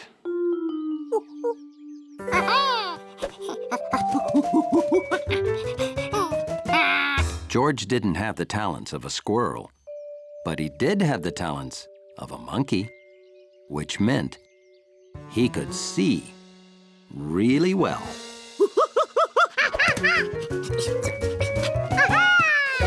You found it! The speech!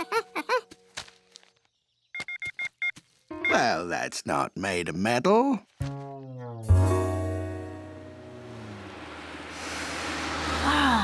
So this is the air that inspired that wonderful speech. Are you planting something? It's a long story. That's not a peanut. Looks like something you buried is growing. Maybe you are a little bit squirrel after all.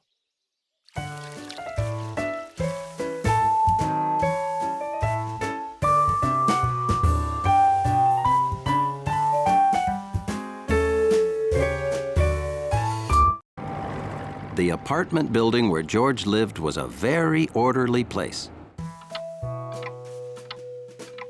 And that's how Hunley liked it. They're here to clean your carpets. People came,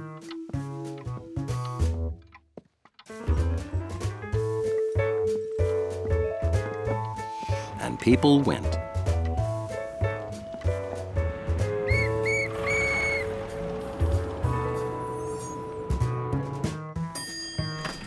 The elevator arrived, and people came down the stairs. Everything in Hunley's lobby was orderly and neat. Well, almost everything. We can't go back into the apartment until the carpet is dry, George. So you stay here in the lobby while I run my errands, all right? Okay. Oh, and in case you get hungry, I won't be long.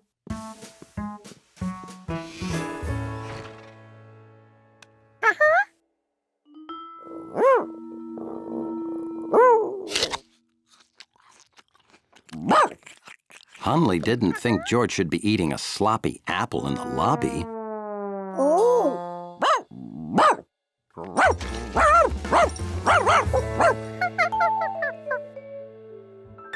George decided it would probably be better to eat his apples someplace else.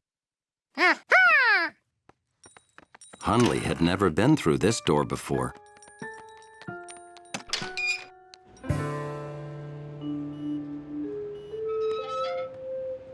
But he was pretty sure it was against the rules to be out here.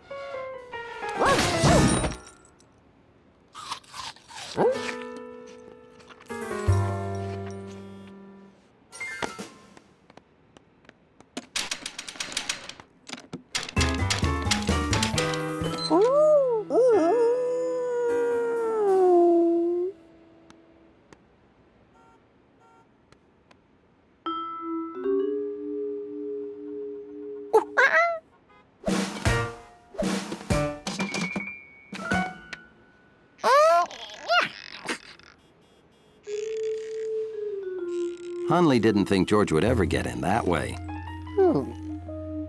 So he'd find a better way.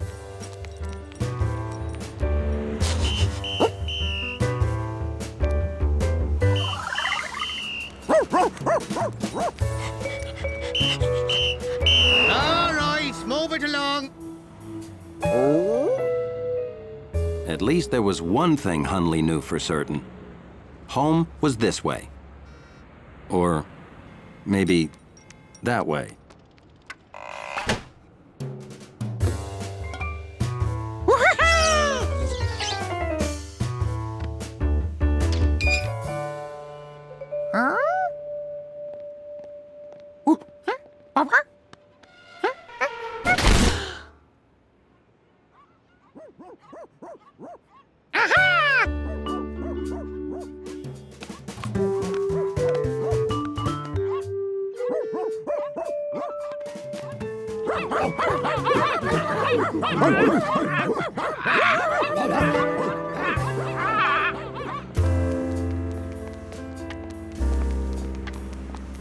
Hunley was getting worried. He could just imagine the terrible things that sloppy monkey was doing to his lobby. When Hunley found his building, it was even worse than he imagined. But then Hunley saw that it wasn't his street at all. But that meant he had no idea where he was.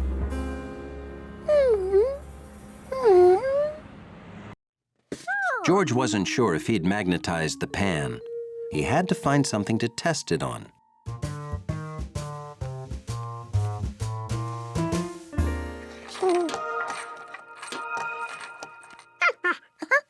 Okay, George, let's go.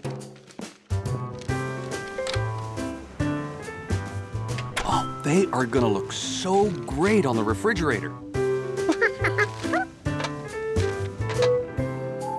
Their mission completed, George was ready to rush home, except... We have one more stop, remember? We need a new refrigerator door handle.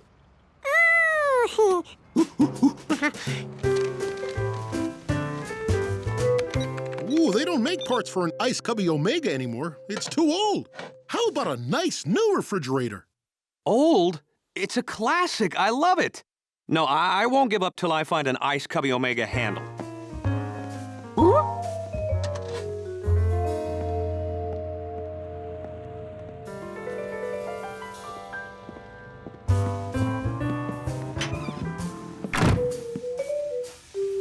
George felt like he'd never hang his drawing.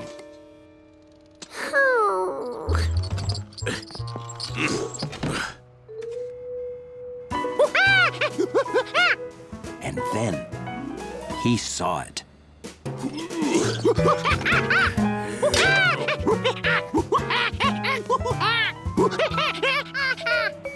George told him the whole story and that he'd be right back with the man with the yellow hat. What do you say? I don't know. I don't speak monkey.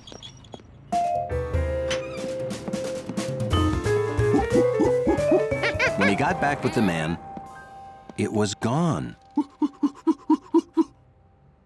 Is what you wanted to show me gone? Hey, where's the pan? And your drawing? George remembered putting it down, but it was gone too.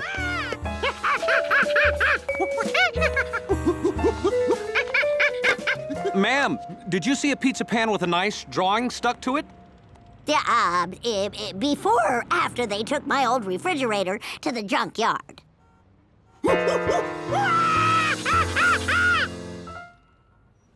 Look, I don't know how it happened, but if your drawing's here, George, I'll find it.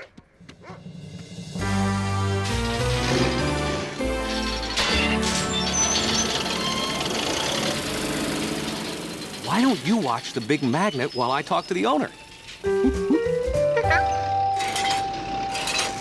Excuse me, George sure loves magnets. Could he watch? Well, sure. Now, don't go anywhere. This is a powerful electromagnet. Hit that red button and watch what happens.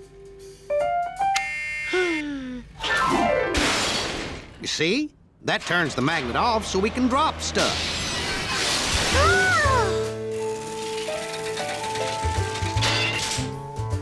Hit the green one.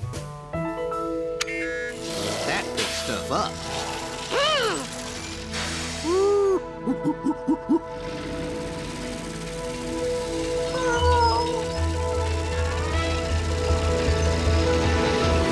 Hit the red button and drop her in the crusher. George couldn't let his best drawing ever go into the crusher. No, not the lever, the button!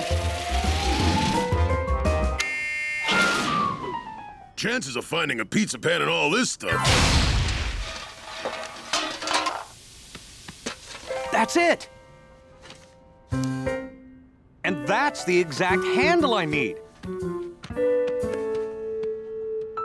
How much do you want for it? Whew, I gotta give that crane man a raise.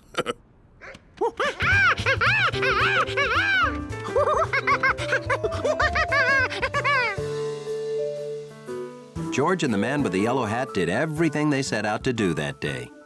Good night, George?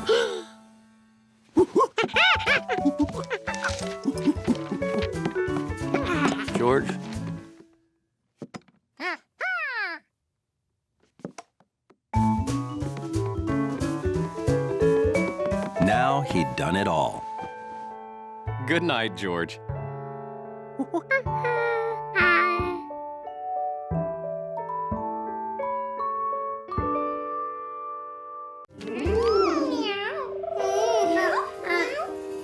No one wanted to go in there.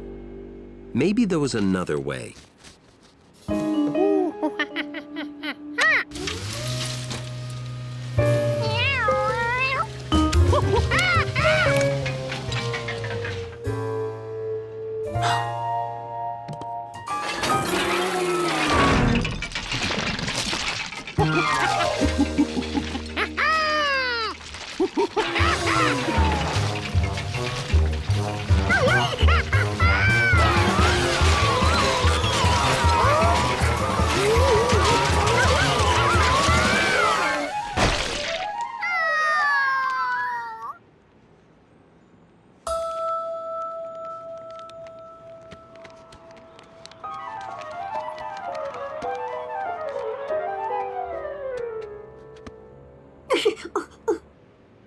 There was no way George's arm could ever reach the bottom of that hole.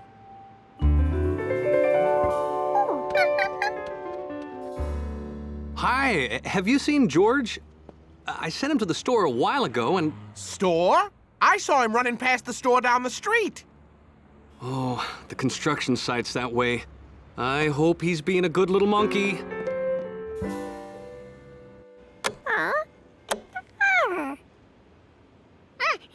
This wasn't as easy as it looked.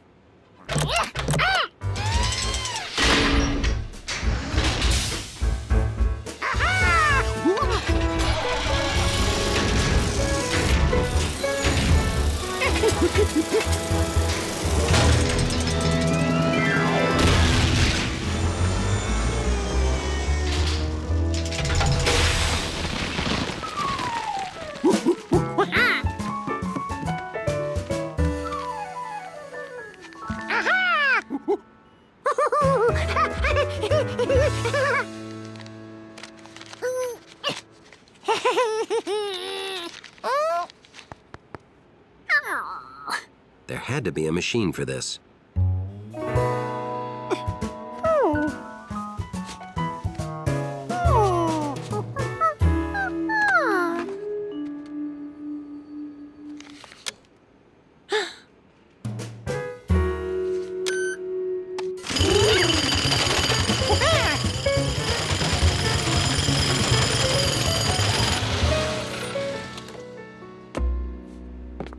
I inspected every girder last night, and I can't find the problem. And the only way to be safe is to tear it down and start all over. Otherwise, a big wind or strong shaking might make the whole thing fall down. What's that sound? Hey, stop that! The site's closed!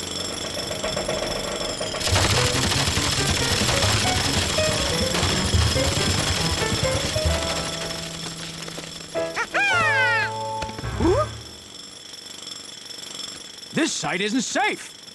I'll turn off that jackhammer. Look, a broken water main. That's what weakened the foundation. It was hidden.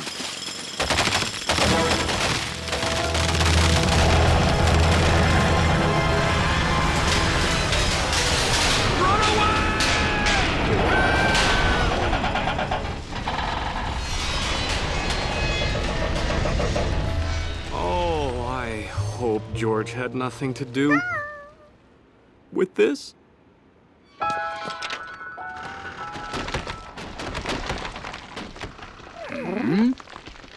I am so sorry. I didn't know one monkey could knock over a building. Can I pay for lunch? No, George didn't cause that. That side of the building was unsafe. Now I'll have to knock it down and start all over. No, you don't. We can save the whole thing by changing the design.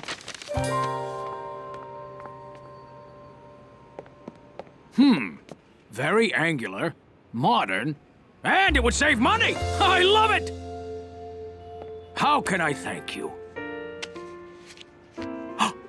I know! Here!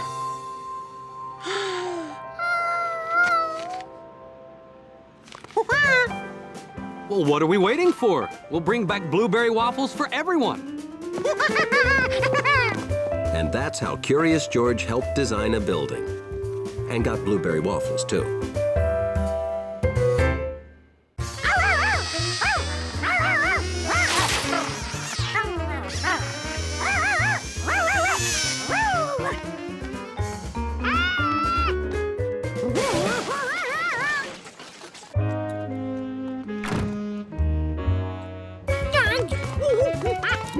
Dog sitting sure didn't involve any sitting or soccer practice. He kept her from going under or through the gate. Now he had to keep her from going through the window.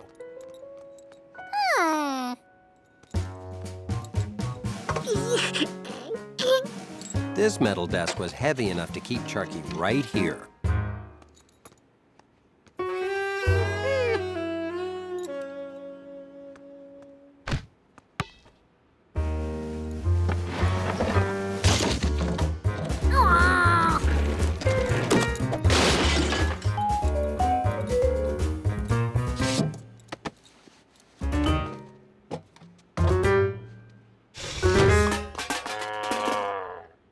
It looked like George had to just sit there and watch the dog. Because every time he thought he had every escape covered, Charky escaped anyway.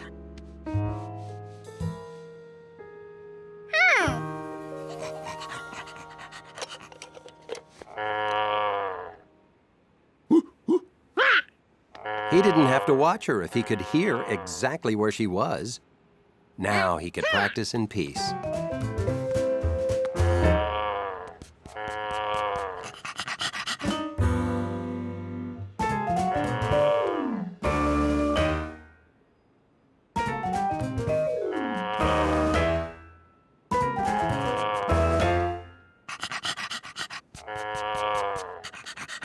George realized a good player must learn to ignore distractions, like mooing dogs.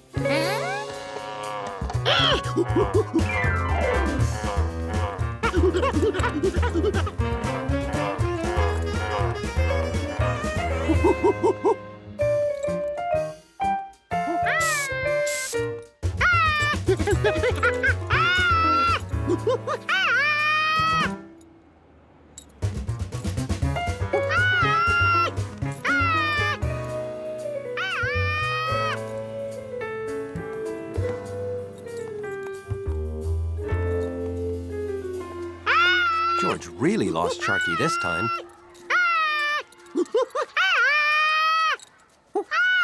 He couldn't even hear that dog mooing anymore. Is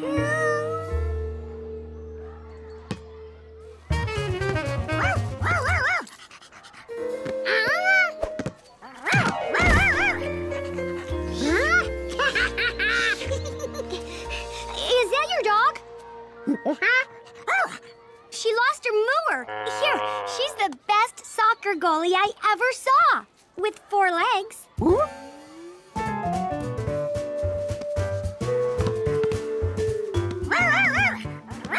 George didn't think Charky even liked soccer. He didn't need a leash or a fence to keep Charky from running away. Charky didn't want to escape. She was just looking for someone who'd play ball with her.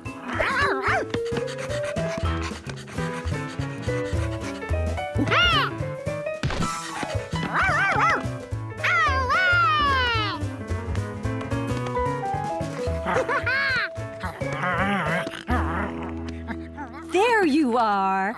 Oh, I'm glad I came back when I did. This gate's open. Good thing Charky didn't notice. She's very lively. Once or twice, she's run away.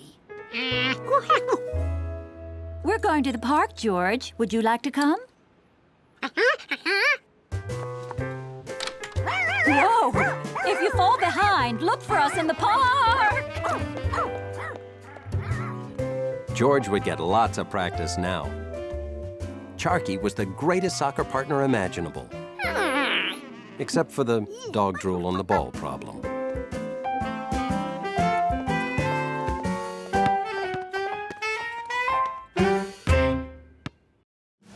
George could run toy trains and count to 10. How tough could this be?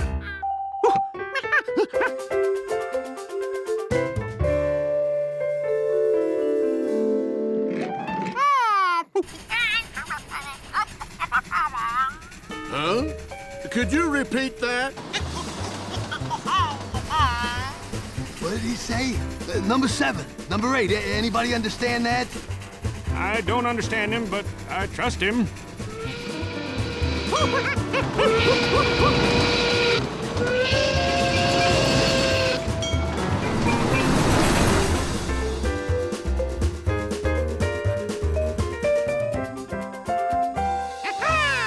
Fast work, Station Master. We're all in order.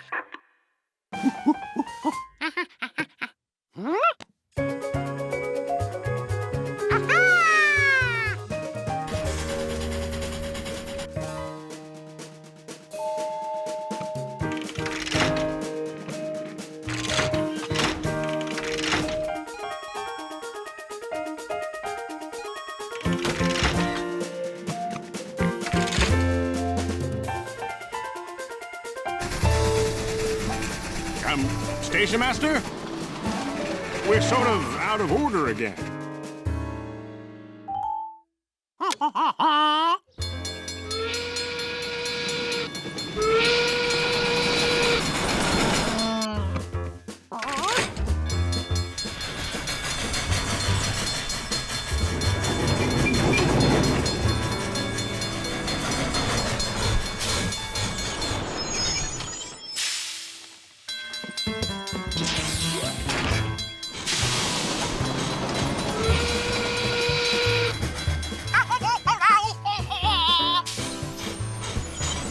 Station Master, you did say reverse, didn't you?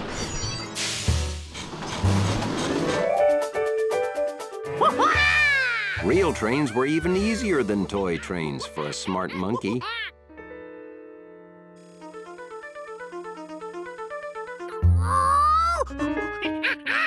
All he had to do was simply move the number 5 train first.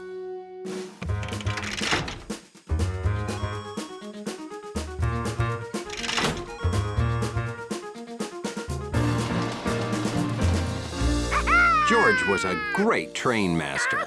The 5 moved into position, followed by 8, 7, 9, and 6.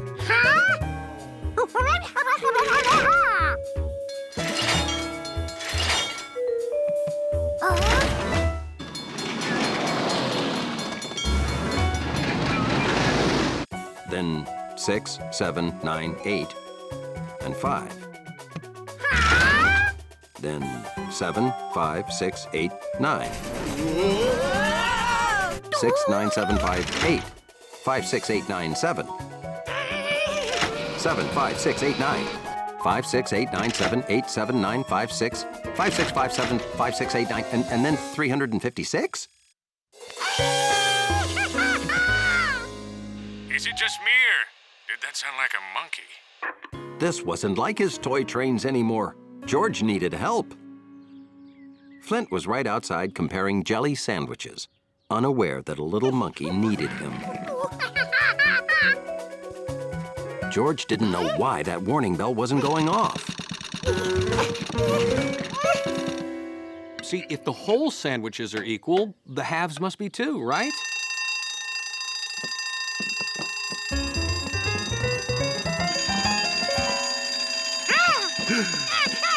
Thanks for holding down the fort, George. I'll take it from here.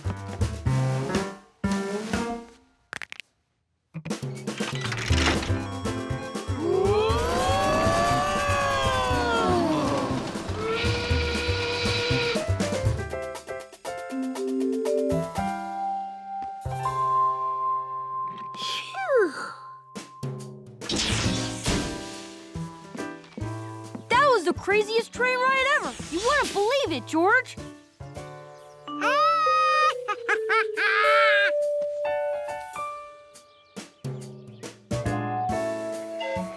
George still wanted to be a station master, but only in his own home, where he could eat a one-piece sandwich. Cutting sandwiches in half only leads to trouble.